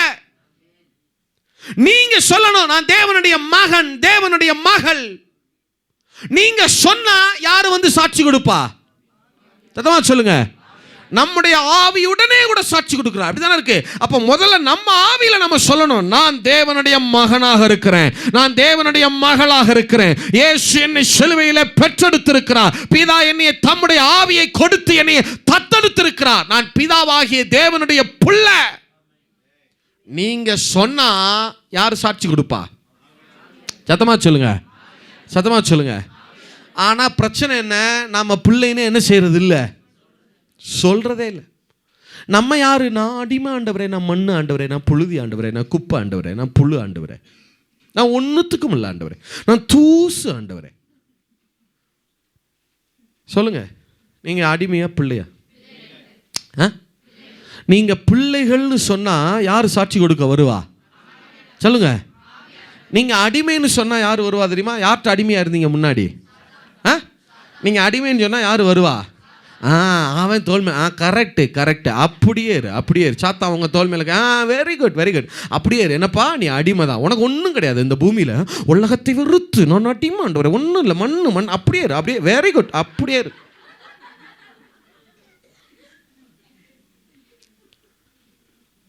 இல்லை இப்போ சொல்லுங்க, அடிமையா பிள்ளையா? எத்தனை பேர் ஆமேன்னு சொல்ல முடியும்? இப்போ சொன்ன உடனே ஒரு சாட்சி சொல்றாரா ஒருத்தர் வந்து, ஜட்ஜு என்ன கேட்பாரு, நீ சொல்றிய, நீ சொல்றது, நீ சாட்சி சொல்றிய அவருக்காக, அப்ப நீ அதை கண்ணால சொல்லுங்க, கண்ணால பாத்தியா? அவர் என்ன சொல்லுவார்? ஆமா நான் என் 2 கண்ணால பார்த்தேன். அதே தாங்க, அதே தாங்க. நீங்க பிள்ளைன்னு சொல்ல ஆரம்பிங்க, ஆவியானவர் உங்க தோள் மேல கை போட்டு பரலோகத்துக்கு சாட்சி கொடுப்பான். ஆமா இவன் தேவனுடைய மகன். பரலோக ஆவியானவர்ட்ட கன்ஃபர்மேஷன் கேட்கும், இவன் தேவனுடைய மகன்கிறது உங்களுக்கு நல்லா தெரியுமா? நல்லா தெரியும். பிதா இவன் தலை மேல கை வச்சு இவனை தத்தெடுத்தாரு, அதை நான் பார்த்தேன். இவன் மேல கை வச்சதுனால தான் நானே இவன் மேல இறங்கி வந்திருக்கிறேன். I am the eyewitness. உங்களை தத்தெடுத்ததுக்கு யாரு ஐ விட்னஸ்? சத்தமா சொல்லுங்க. பிதா உங்களை தத்தெடுத்ததுக்கு யாரு ஐ விட்னஸ்? பரிசுத்த ஆவியானவர். எத்தனை பேர் ஆமென் சொல்ல முடியும்? எத்தனை பேர் ஆமென் சொல்ல முடியும்? இப்ப சாட்சி சொன்ன உடனே ஜட்ஜி என்ன எழுதுவாரு? தீர்ப்பு எழுதுவாரா? ஓகே, இவர் தேவனுடைய பிள்ளை, இவர் சரியான ஆள் தானே, அவருக்கு என்ன உடனே பணத்தை கொடுங்க, ரிலீஸ் பண்ணுங்க, அவருக்கு என்ன தண்டனை, அதெல்லாம் கிடையாது, உடனே அவருக்கு ரிலீஸ் பண்ணுங்க, அவர் சொத்தை கொடுத்துருங்க, அவர் காரியத்தை செஞ்சிருங்க, உடனே ரிலீஸ் பண்ணுங்க சொல்லுவாரா? ஜட்ஜ் எழுதுவாரா?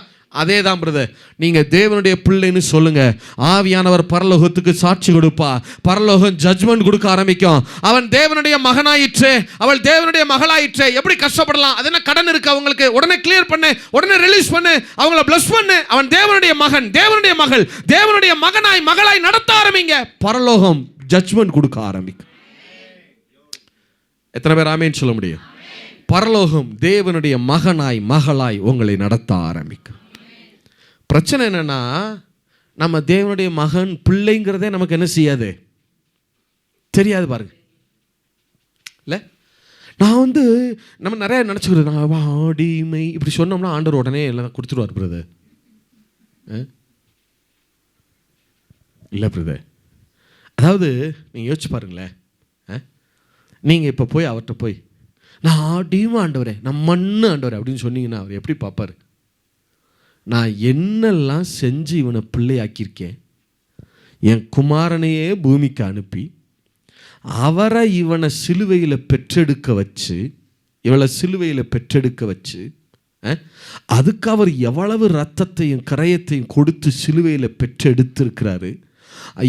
என் குமாரன் இயேசுட்டிருந்து இவங்களை தத்தெடுக்கிறதுக்காக என்னுடைய ஆவியையே கொடுத்து நான் என்ன பண்ணியிருக்கிறேன், இவர்களை பிள்ளைகளாய் நான் தத்தெடுத்திருக்கிறேன்.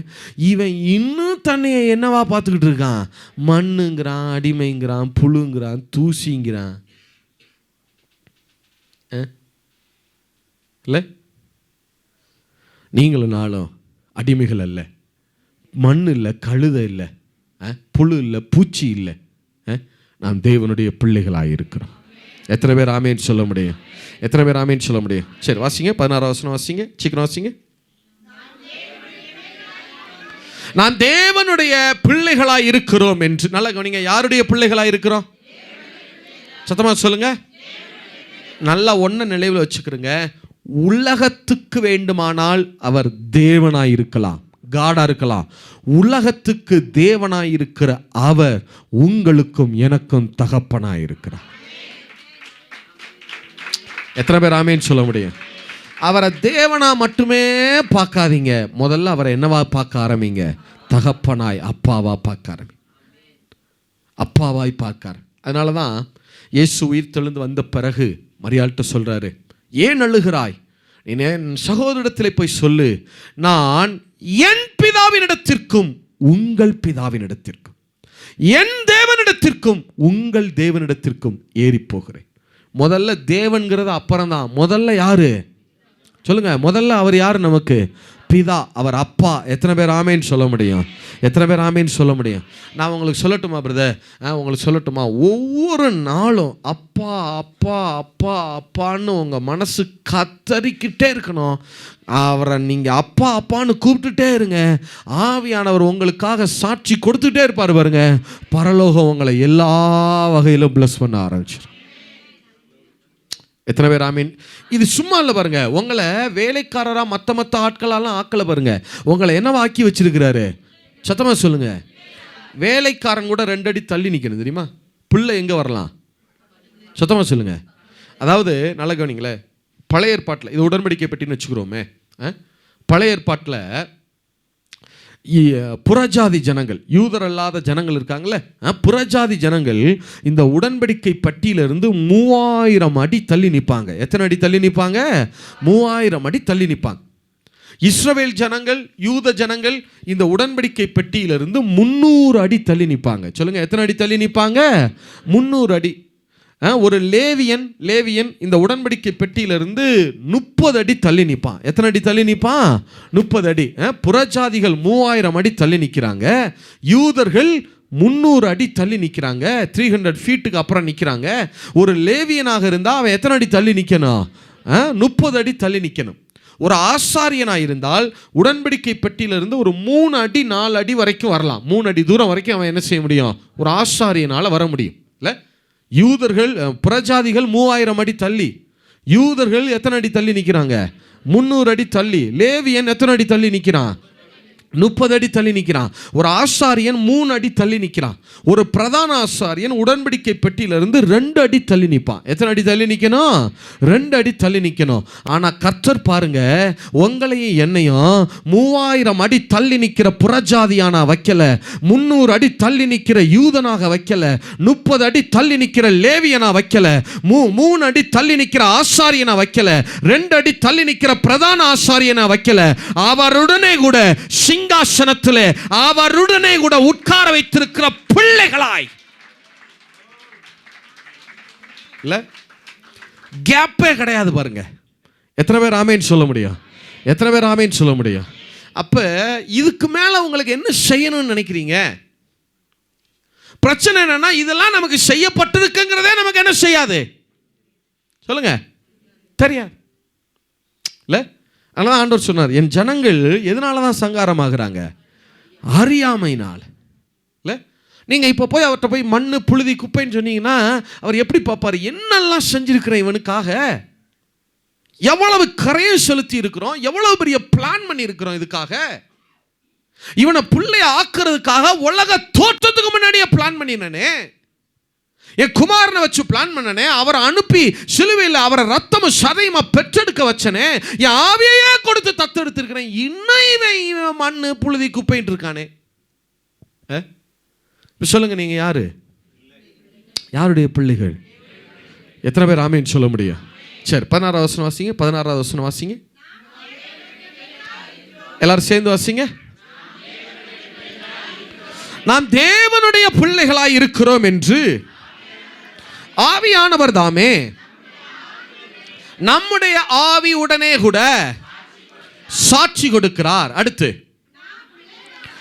காரிங்க, நாம் பிள்ளைகளானால் சுதந்திரருமாமே. எத்தனை பேர் ஆமேன்னு சொல்ல முடியும்? சுதந்திரம்னா தெரியுதா? சுதந்திரவாளிகள்னா தெரியுதா? ஒரு அப்பாவுடைய சொத்துல பிள்ளைக்கு என்ன உண்டு?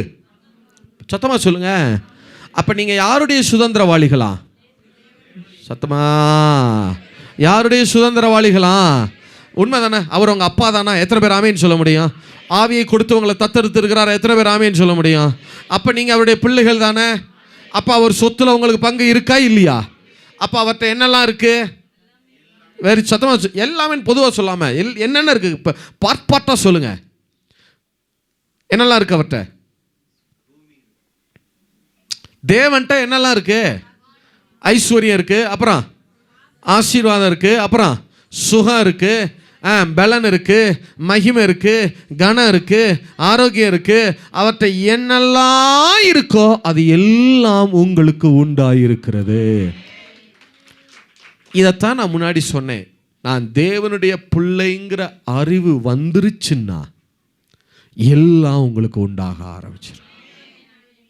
அவர் அப்பா அப்பா அப்பா அப்பான்னு கூப்பிட்டுட்டே இருங்க. உங்கள் மனசு நேசத்தில் கதறிக்கிட்டே இருக்கட்டும். நான் சொல்கிறேன், அது நான் உண்மை தெரியுமா? ஒரு பிள்ளைக்கு நீங்கள் உங்கள் பிள்ளைக்கு சொத்தில் பங்கு இல்லைன்னு என்ன செய்ய முடியாது உங்களால் சொல்ல. நீங்கள் டிஸ்ட்ரிக்ட் கோர்ட் இல்லை, ஹை கோர்ட் இல்லை, சுப்ரீம் கோர்ட் இல்லை, இன்டர்நேஷனல் கோர்ட்டே போனாலும் சொல்லாது. பிள்ளை தான். உண்மைதானா? எத்தனை பேர் ஆமேன்னு சொல்ல முடியும்? எத்தனை பேர் ஆமேன்னு சொல்ல முடியும்? அப்போ நாம் யாருடைய சுதந்திரராக இருக்கிறோமா? வாசிங்க, 17 தானே, வாசிங்க. யாருடைய சுதந்திர? யாருடைய சுதந்திர? நான் சொல்கிறேன் பிரதர், உங்கள் அப்பா அம்மா உங்களுக்கு சொத்து சேர்த்து வச்சுட்டு போகாமல் இருக்கலாம், சுதந்திரம் கொடுக்காமல் போகலாம். ஆனால் பரலோக தகப்பன் உங்களுக்காக சொத்து சேர்த்து வச்சுட்டு போயிருக்கிறார். உங்களுக்கு அவர் சுதந்திரத்தை ஆயத்தப்படுத்தி வைத்திருக்கிறார். எத்தனை பேர் ஆமேன்னு சொல்கிறீங்க? எத்தனை பேர் ஆமேன்னு சொல்ல முடியும்? நாம் தேவனுடைய சுதந்திரரும் கிறிஸ்துவுக்கு என்ன சுதந்திரரா? சுதந்திரர்னா தெரியுதா? சுதந்திரவாளிகள்னா தெரியுதா? எத்தனை பேர் ஆமேன்னு சொல்ல முடியும்? எத்தனை பேர் ஆமேன்னு சொல்ல முடியும்? சரி, தேவனுடைய சுதந்திரரும் அடுத்து அது என்ன பிரதர்? கிறிஸ்துவுக்கு உடன் சுதந்திரம்னா என்ன? இப்ப நல்ல கவனிங்க, என்னை பாருங்க. யாக்கோபு வயது முதிர்ந்த பிதா இல்லையா? அவர் மகன் யாரு? சீக்கிரம் சொல்லுங்க. யோசேப்பு. அவர் பிள்ளைங்க யாரு? மனாசேயும் எப்ராயிம். இப்ப யாக்கோபு தன் மகன் யோசேப்புடைய பிள்ளைகளை தன் பிள்ளைகளா, தன் மகன்களாக என்ன பண்ணிக்கிறார்? அவரு தத்தெடுத்துக்கிறார்.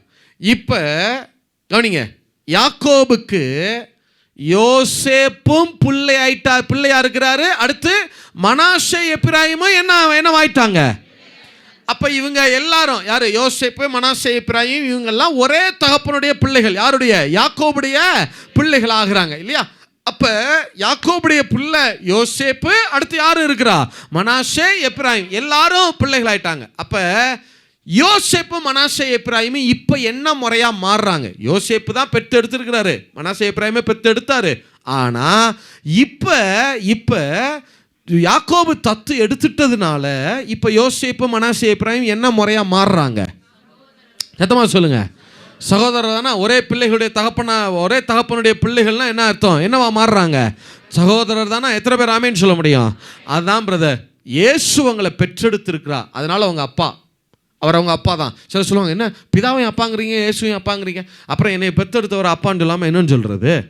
வயது முதிர்வுனால நம்ம யாரையா என்னன்னு சொல்கிறோம்? நம்ம அப்பான்னு சொல்கிறோம் இல்லையா? அப்போ சிலுவையில் பெற்றெடுத்த இயேசு நம்முடைய அப்பா தான். ஆனால் அதே நேரத்தில் பிதா உங்களை என்னை தத்து எடுத்துட்டதுனால இப்போ பிதா நமக்கு, சரி மன்னிக்கிறோம், இயேசு நமக்கு மூத்த சகோதரன்.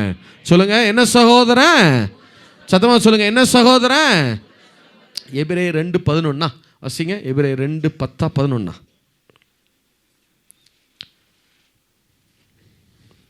எபிரேயர் 2:11 வாசிங்க. எப்படி எனில் பரிசுத்தம் செய்கிறவரும் செய்யப்படுகிறவர்களும் ஆகிய யாவரும் ஒருவராலே உண்டாயிருக்கிறபடினால அவர்களை சகோதரர் என்று சொல்ல போதும். அது எப்படி பிரதர்? என்னை பெத்தெடுத்த அப்பாவை எப்படி நான் இயேசுவை எப்படி சகோதரன்னு சொல்றது? அவரே உங்களை சகோதரர்னு சொல்லிக்கொள்ள அவர் என்ன பண்ணலையாம்? அவர் வெட்கப்படலையாம். எத்தனை பேர் ஆமேன்னு சொல்ல முடியும்? இப்போ சொல்லுங்க, உங்க மூத்த சகோதரர் யாரு? சத்தமா சொல்லுங்க, உங்க மூத்த சகோதரர் யாரு? அப்ப என்ன அர்த்தம் தெரியுமா? கிறிஸ்துவுக்கு உடன் சுதந்திரவாளிகள் அப்படின்னா என்ன அர்த்தம் தெரியுமா? பிதாட்ட இயேசுவுக்கு என்னவெல்லாம் உரிமைகளும் அதிகாரங்களும் இருக்கிறதோ அதே உரிமைகளும் அதிகாரங்களும் உங்களுக்கும் உண்டாயிருக்கிறது. எத்தனை பேர் ஆமேன்னு சொல்ல முடியும்? பிதாவுடைய சொத்துல இயேசுவுக்கு என்ன பங்கு இருக்கோ அதே சரிவிகித பங்கு யாருக்கும் இருக்கிறது? எனக்கும் இருக்கிறது. எத்தனை பேர் ஆமேன்னு சொல்ல முடியும்? எத்தனை பேர் ஆமேன்னு சொல்ல முடியும்? கிறிஸ்துவுக்கு யாரா நாம? உடன் சுதந்திரர். சொல்லுங்க, கிறிஸ்துவுக்கு, பொதுமொழி எப்படி இருக்கும்? கிறிஸ்துவுக்கு பங்காளிகள். கிறிஸ்துவுக்கு பங்காளிகள். பங்காளிகள்னா என்னது அர்த்தம் தெரியுமா? சொத்துல பங்கு வாங்குறவங்களுக்கு பேர் தான் என்னது? பங்காளிகள் இல்ல? அப்ப பிதாட்ட என்னெல்லாம் ஆசீர்வாதம், ஐஸ்வர்யம், சுகம், கனம், வரங்கள், வல்லமைகள் என்னெல்லாம் இருக்கோ அதுல என்னெல்லாம் இயேசுவுக்கு வந்துச்சோ அதே போல இன்னொரு பங்கு உங்களுக்கும் உண்டாயிருக்கிறது. இத விசுவாசிக்க ஆரம்பிச்சிட்டீங்கன்னா எல்லாம் உங்களுக்கு உண்டாக ஆரம்பிச்சிரும். எத்தனை பேர் ஆமேன்னு சொல்ல முடியும்? எத்தனை பேர் ஆமேன்னு சொல்ல முடியும்? இதுக்கு மேல என்னங்க செய்யறது? பிதா யோசிச்சு பாருங்க, இதுக்கு மேல அவர் என்னத்தை செய்யறது?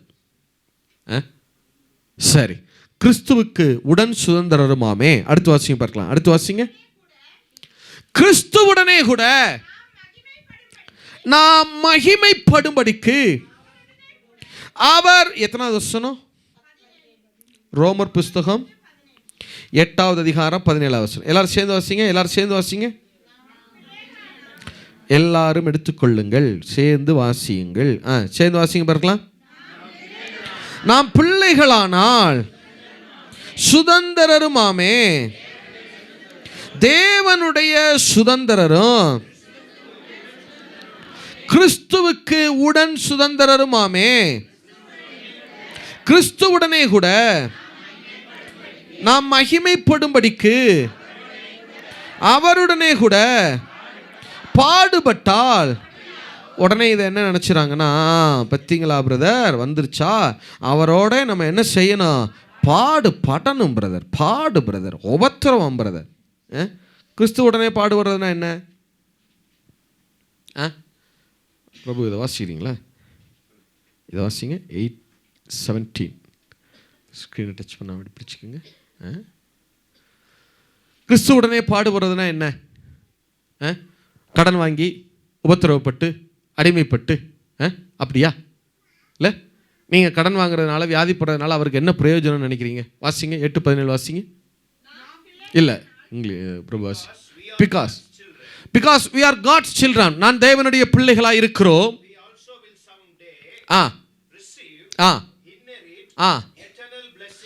நாம் நிச்சயமாய் தேவனுடைய அந்த நித்திய ஆசீர்வாதங்களை நாம் சுதந்தரித்துக் கொள்வோம்.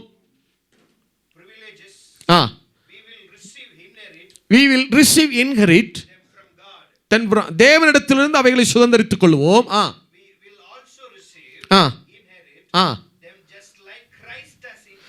கிறிஸ்து எப்படி சுதந்தரித்துக் கொண்டிருக்கிறாரோ அதே போல நாமும் பிதாவின் இடத்திலிருந்து அவைகளை நாம் பெற்றுக்கொள்வோம், நம்முடைய சுதந்திரத்தை பெற்றுக்கொள்வோம்.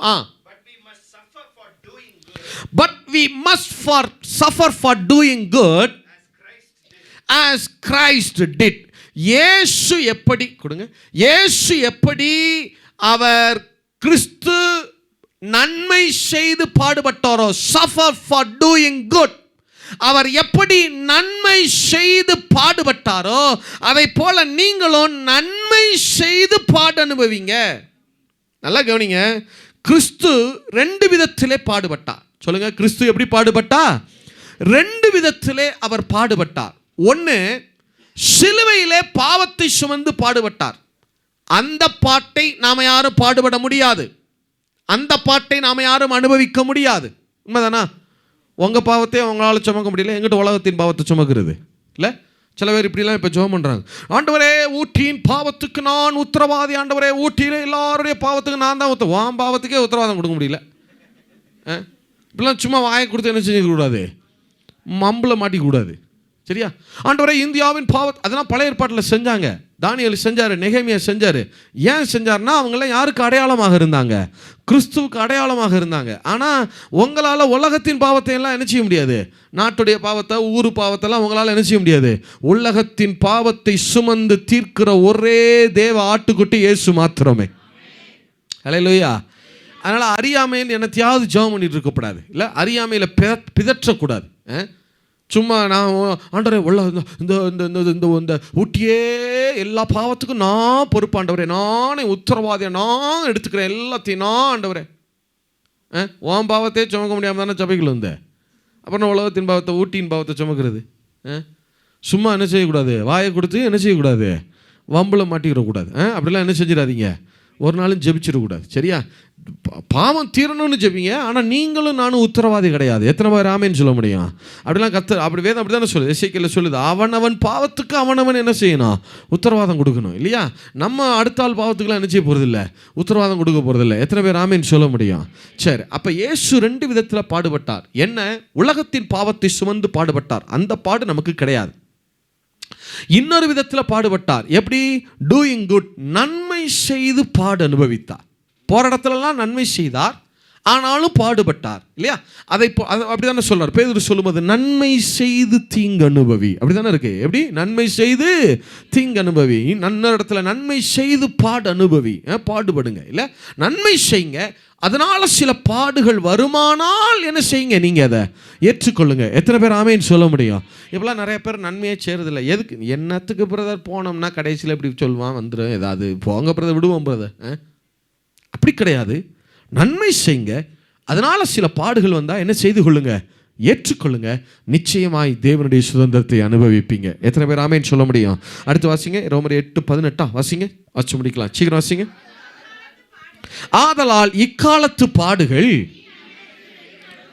வெளிப்படும் மகிமைக்கு ஆண்டவர் உங்களை பிள்ளைகளாய் நடத்தி உங்களுக்கு சுதந்திரம் கொடுக்க, அந்த சுதந்திரத்தை உங்கள் வாழ்க்கையில் வெளிப்படுத்துவார் பாருங்க.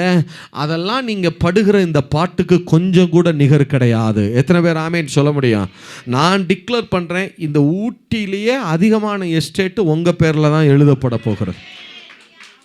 இந்த ஊட்டியிலேயே மிகப்பெரிய பணக்காரர்களாக நீங்கள் தான் இருப்பீங்க. இந்த ஊட்டியிலேயே நிறைய சொத்துகள் உங்களுக்கு தான் இருக்கும். இந்த ஊட்டியிலேயே பேர் பெற்றவர்களாய் நீங்கள் தான் இருப்பீங்க. மலைகளும் பள்ளத்தாக்குகளும் உங்களுடையதாக இருக்கும். எத்தனை பேர் ஆமேன்னு சொல்ல முடியும்? எத்தனை பேர் ஆமேன்னு சொல்ல முடியும்?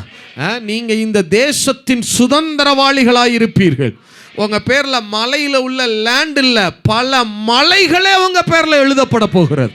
எத்தனை பேர் ஆமேன்னு சொல்ல முடியும்? மலையில் இத்தனை ஏக்கர்லாம் எழுத போகிறதில்ல, மலை மலையாக உங்கள் பேரில் எழுத போகிறா. எத்தனை பேர் ஆமேன்னு சொல்ல முடியும்? இனிமேல் ஒவ்வொரு மலைக்கு ஒரு நம்பர் போட்டு அந்த நம்பரை இத்தனை நம்பர் மலை இவங்களுக்கு சொந்தம். எத்தனை பேர் ஆமேன்னு சொல்ல முடியும்?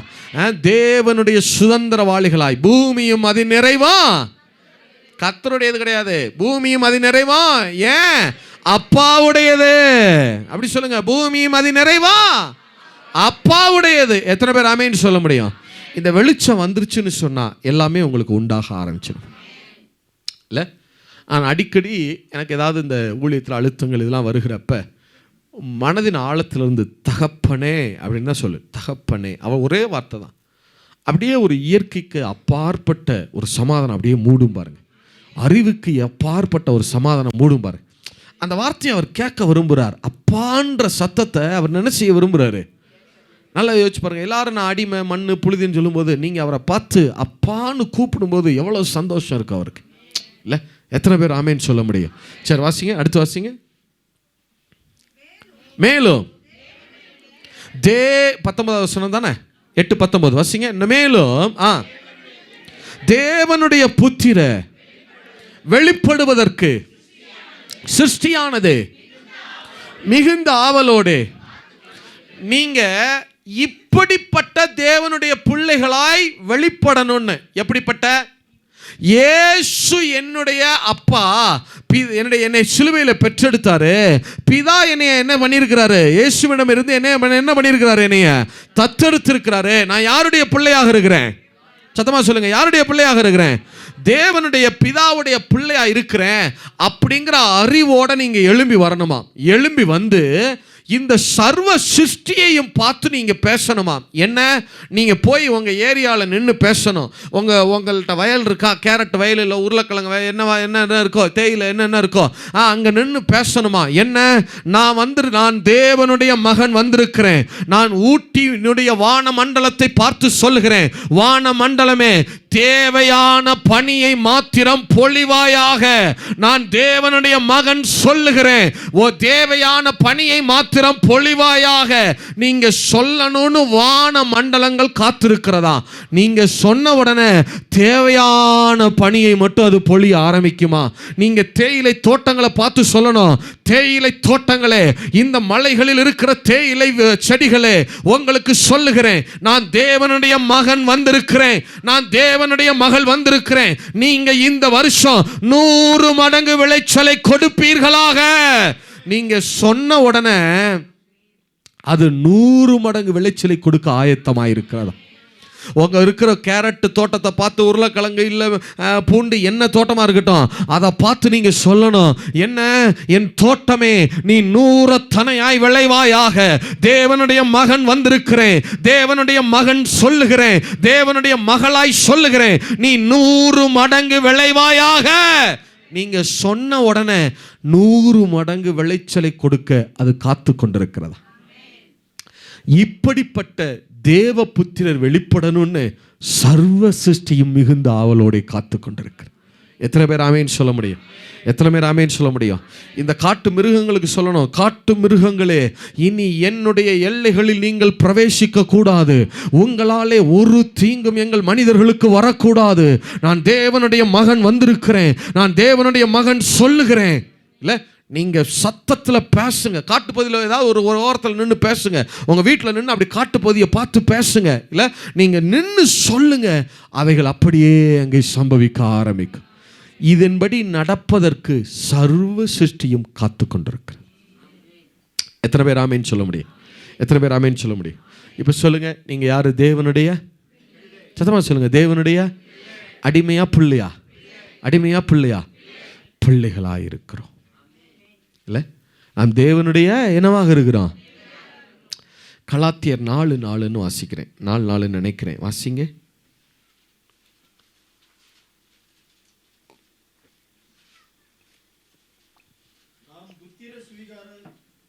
கரெக்ட் தான், வாசிங்க. நான் புத்திர சுவிகாரத்தை அடையும்படி நியாய பிரமாணத்துக்கு கீழ்ப்பட்டவர்களை மீட்டு கொள்ளத்தக்கதாக. போதும், இப்ப கவனிங்க, இப்ப கவனி. அது என்ன பிரதர்? நாம் புத்திர சுவிகாரத்தை அடையும்படி நியாய பிரமாணத்துக்கு கீழ்ப்பட்டவர்களாகி நம்மை மீட்டுக் கொள்ளும்படி. அது என்ன அப்படின்னா என்ன அர்த்தம்? அப்படின்னா என்ன அர்த்தம்னா, நல்லா கவனிங்க. பழைய ஏற்பாட்டில் என்ன பிரமாணம் இருந்துச்சு? நியாயப்பிரமாணம். சொல்லுங்கள், பழைய ஏற்பாட்டில் என்ன பிரமாணம் இருந்துச்சு? நியாயப்பிரமாணம் இருந்துச்சா? இப்போ யூதர்கள், இப்படி உங்களுக்கு புரியும்படியாக சொல்கிறேனே, இப்போ யூதர்கள்லாம் பிதாட்ட வர்றாங்க. யூதர்கள்லாம் யார்கிட்ட வர்றாங்க? பிதாட்ட. என்ன கேட்குறாங்க? பிதாவே, உங்களுக்கு புரியுதுக்காக கான்வர்சேஷனாக சொல்கிறேன். பிதாவாகிய தேவனே, நாங்கள்லாம் நினச்சிட்டு இருந்தோம் நீங்கள் எங்களுக்கு மட்டும்தான் பிதாவாக இருக்கிறீர், யூதர்கள் மட்டும்தான் உங்களுடைய ஜனங்கள், உங்களுடைய பிள்ளைகள் என்று நினைத்து கொண்டிருந்தோம். நீங்கள் என்னடான்னா இப்போ புறஜாதிகள் எல்லாரையும் அவங்க தலைமையில கை வச்சு உங்களுடைய ஆவியை கொடுத்து அவர்களை என்ன ஆக்குறீங்க? இப்போ சத்தமாக சொல்கிறீங்க, சத்தமாக சொல்லுங்கள், பிள்ளைகள் ஆக்குறீங்க. இது எப்படி சாத்தியம்? அதெல்லாம் ஆக்கக்கூடாது. யூதர்கள் வந்து சொல்கிறாங்க, நாங்கள் மட்டும்தான் பிள்ளைங்க. பிதா கேட்குறாரு, ஏன் அவங்கள பிள்ளையாக்கக்கூடாதுன்னு சொல்கிறீங்க? பிள்ளையாக்க முடியாது. ஏன் பிள்ளையாக்க முடியாது? நியாயப்பிரமாணத்தில் அதுக்கு இடம் கிடையாது. பழைய ஏற்பாட்டு நியாயப்பிரமாண சட்டம் இருக்கு பாருங்க. ஆதியாகமம், யாத்திராகமம், லேவியராகமம், என்னாகமம், உபாகமம், 613 சட்டங்கள் இருக்கு பாருங்க. அதில் எதுலையுமே, அதாவது நான் சொல்றது யாக்கோபுக்கு இல்லை, அந்த மோசையின் நியாயப்பிரமாணம் இருக்குல்ல, யாத்திராகமத்தில் கொடுக்கப்பட்டதில், ஆதியாகமத்தை விட்டுருங்க, யாத்திராகமத்தில் கொடுக்கப்பட்டதில் அந்த நியாயப்பிரமாண சட்டம் இருக்கு பாருங்க. அந்த பழைய உடன்படிக்கை, அந்த பழைய உடன்படிக்கையில் எங்கேயுமே தத்தெடுக்கிறதுக்கு ரூல்ஸ் கிடையாது. தத்தெடுப்பதற்கு விதிமுறைகளே கிடையாது நியாயப்பிரமாணத்தில். நீங்கள் பழைய ஏற்பாட்டில் வாட்சி பார்த்துருக்கீங்களா? இப்படி தான் தத்தெடுக்கணும் எங்கேயுமே இருக்காது. இல்லை, யூதர்களுடைய வழக்கம் தலையில் கை வச்சுக்கிறது. ஆனால் தேவனுடைய சட்டத்தில் தத்தெடுக்கிறதுக்கு என்னவே கிடையாது. மோசையின் நியாயப்பிரமாணத்தில் அதுக்கு முன்னாடி தத்தெடுத்தாங்க, அதுக்கு பின்னாடி சிலர் தத்தெடுத்தாங்க. ஆனால் நியாயப்பிரமாண சட்டத்தில் அதுக்கு என்ன கிடையாது? இடம் கிடையாது, வழி கிடையாது. இப்போ சொல்கிறாங்க, நியாயப்பிரமாண சட்டத்தில் வழி இல்லைல்ல, எப்படி நீங்கள் தத்தெடுக்க முடியும்? புறஜாதிகளை எப்படி தத்தெடுக்க முடியும்? நாங்களாம் அவங்கள நாய்கள்னு சொல்லிட்டு இருக்கோம், நீங்கள் மட்டும் போய் பிள்ளைகள் தத்தெடுத்துக்கிட்டு இருக்கீங்க. எப்படி நீங்கள் தத்தெடுக்க முடியும்? பிதா யூதர்களை பார்த்து, ஏன் தத்தெடுக்கக்கூடாதுன்னு சொல்கிறீங்க? ஏன் தத்தெடுக்கக்கூடாதுன்னா, நியாயப்பிரமாண சட்டம் இருக்குல்ல, நியாயப்பிரமாண சட்டத்தின்படி என்ன செய்ய முடியாது? தத்தெடுக்க முடியாது. அப்பதான் பிதா சொல்றார், இவங்களை தத்தெடுக்கிறதுக்கு தடையா இருக்குன்னா எனக்கு நியாய பிரமாணமே தேவையில்லைன்னு சொல்லி நியாய பிரமாணத்தை தள்ளி உங்களையும் என்னையும் பிள்ளைகளாய் அவர் தத்தெடுத்து கொண்டார். எத்தனை பேர் ஆமேன்னு சொல்ல முடியும்? எத்தனை பேர் ஆமேன்னு சொல்ல முடியும்? அதனால தான் நியாயப்பிரமாணத்தினுடைய அந்த மைண்ட் செட் இருந்துச்சுன்னா பிள்ளைங்கிற அறிவே உள்ளே வராது.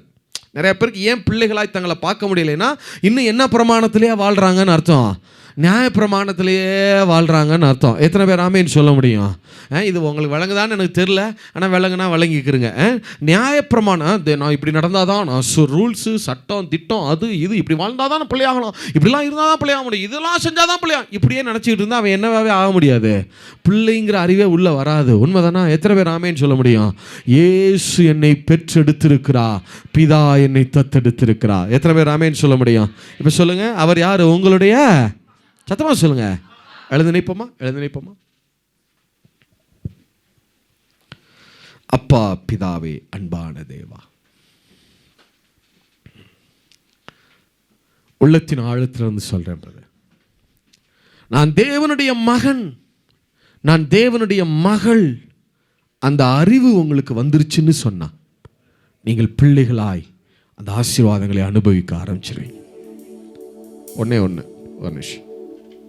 எபேசியர் நின்ற வண்ணமாகவே, எபேசியர் புஸ்தகம் 4வது அதிகாரம், அங்கே சரி 1வது அதிகாரம், அங்கே தானே ஆரம்பித்தோம், அங்கேயே முடிச்சிடும்.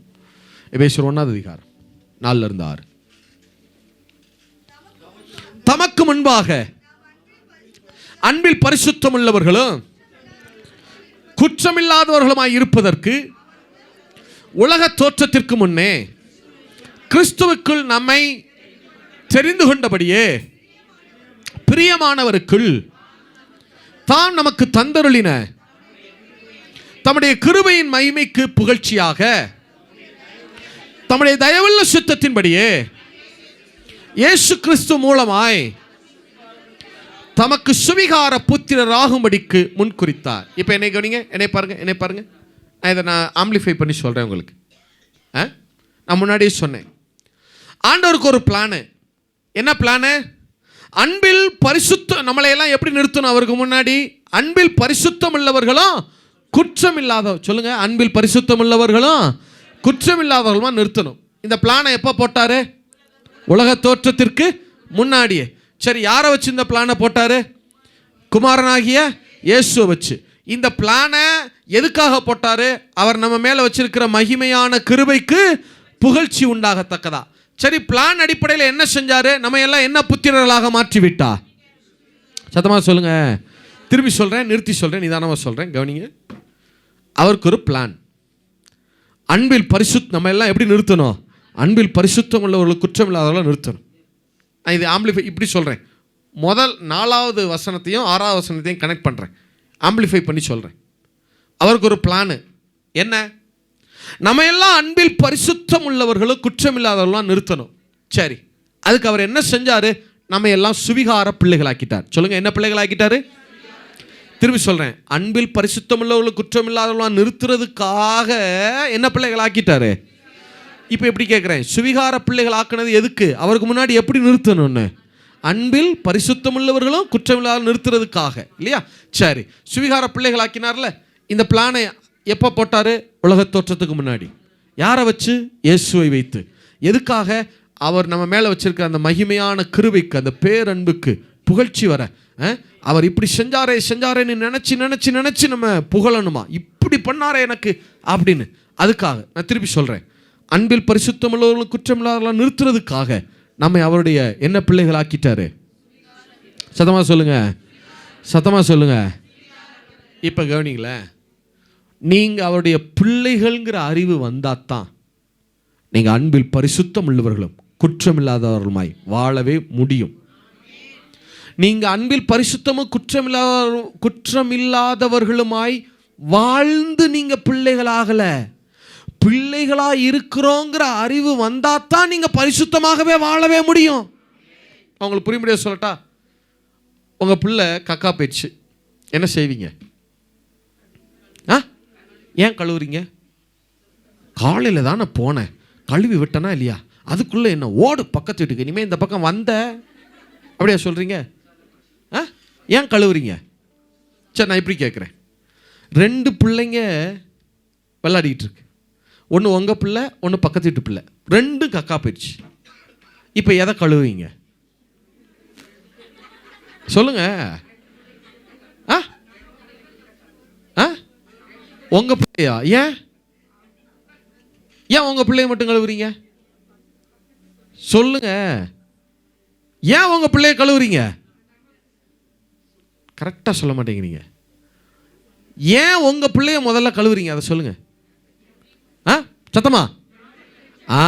அதான் பிரதர், அவர் என்னைய பெற்றெடுத்து பிதா தத்தெடுத்துட்டாரு, நான் பிள்ளைங்கிற அறிவு வந்தாதான் பரலோகம் உங்களை கழுவவே முடியும், உங்களை கழுவி சுத்திகரிக்கவே முடியும், உங்களை அன்பில் பரிசுத்தமுள்ளவர்களாக நிறுத்த ஆரம்பிக்கும், உங்க வாழ்க்கை குற்றம் இல்லாத வாழ்க்கையாக மாற ஆரம்பிக்கும். எத்தனை பேர் ஆமேன்னு சொல்ல முடியும்? இப்போ விளங்குதா உங்களுக்கு? நீங்க பரிசுத்தமா வாழ்ந்து பிள்ளைகளாகல, பிள்ளைன்ற அறிவு வந்துட்டா என்னவா வாழ ஆரம்பிச்சிருவீங்க. பரலோகம் அதுக்கு உங்களுக்கு உதவி செய்யும், உங்களை கழுவும், பரிசுத்தப்படுத்தும், உங்களை தூக்கி விடும். எத்தனை பேர் ஆமேன்னு சொல்ல முடியும்? அப்படிதானே இருக்கு. நான் உங்களை பரிசுத்தமாக்குகிற கர்த்தர் இல்லை? அப்போ அந்த அறிவு வரணும், அப்போதான் பரிசுத்த வாழ்க்கையே வரும் இல்லை? சரி, உள்ளத்தின் ஆழத்தில் இருந்து அவரை பாருங்களேன்.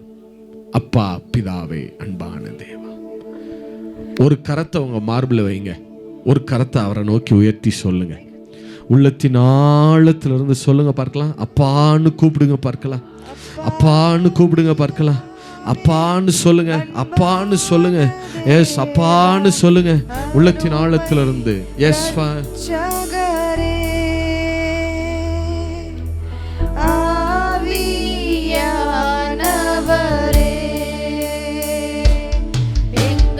அப்பா பிதாவே அன்பான தேவா அருமை இரட்சகரே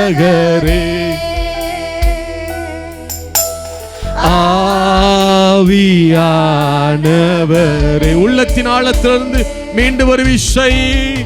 அப்பா பிதாவே அன்பான தேவா அருமை இரட்சகரே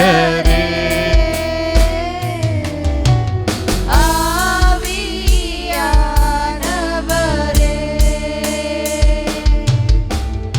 எங்கோ நான் வாழ்ந்தேன், அறியாமல் அலைந்தேன், என் நேசர் தேடி வந்தீர். சொல்ல முடியுமா? எங்கோ நான் அறியாமல் என் நேசர் தேடி வந்தி, நெஞ்சார அணைத்து முத்தங்கள் கொடுத்து பிள்ளையாய் மாற்றிவிட்டேன். சொல்லுங்க பார்க்கலாம். நெஞ்சார அணைத்து, எஸ் ஃபாதர், பிள்ளையாய் மாற்றிவிட்டு. நன்றி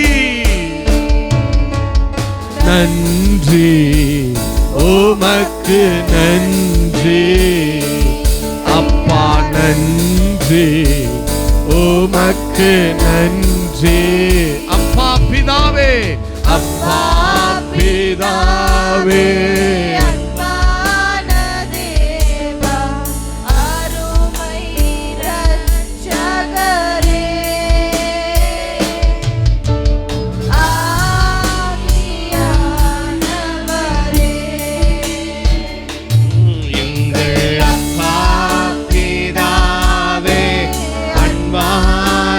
தேவா அருமை இரட்சகரே, ஆவியானவரே.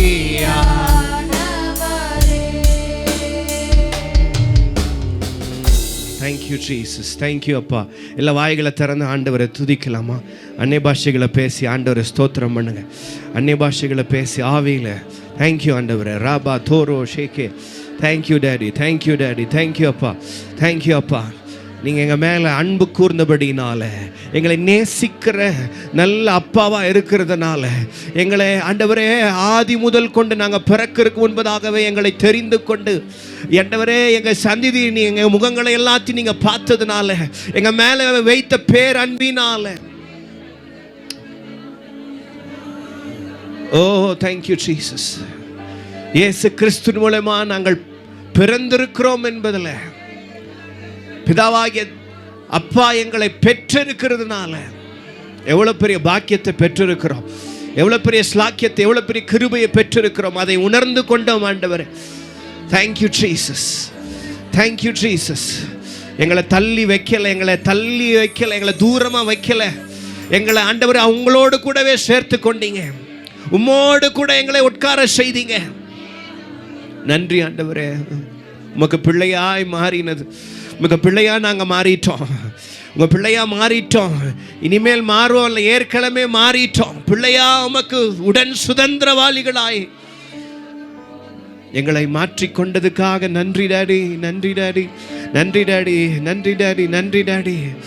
ஓ பிள்ளைகளுக்கு ஆண்டவர் இந்த திங்கிங்கில், இந்த சிந்தை உள்ளவர்கள், இந்த அறிவில் இருக்கிறவங்க, இந்த எண்ணம் கொண்டவர்களுக்கு சகலமும் நீங்கள் ஆண்டவரை வாய்க்க பண்ணுகிறீங்க.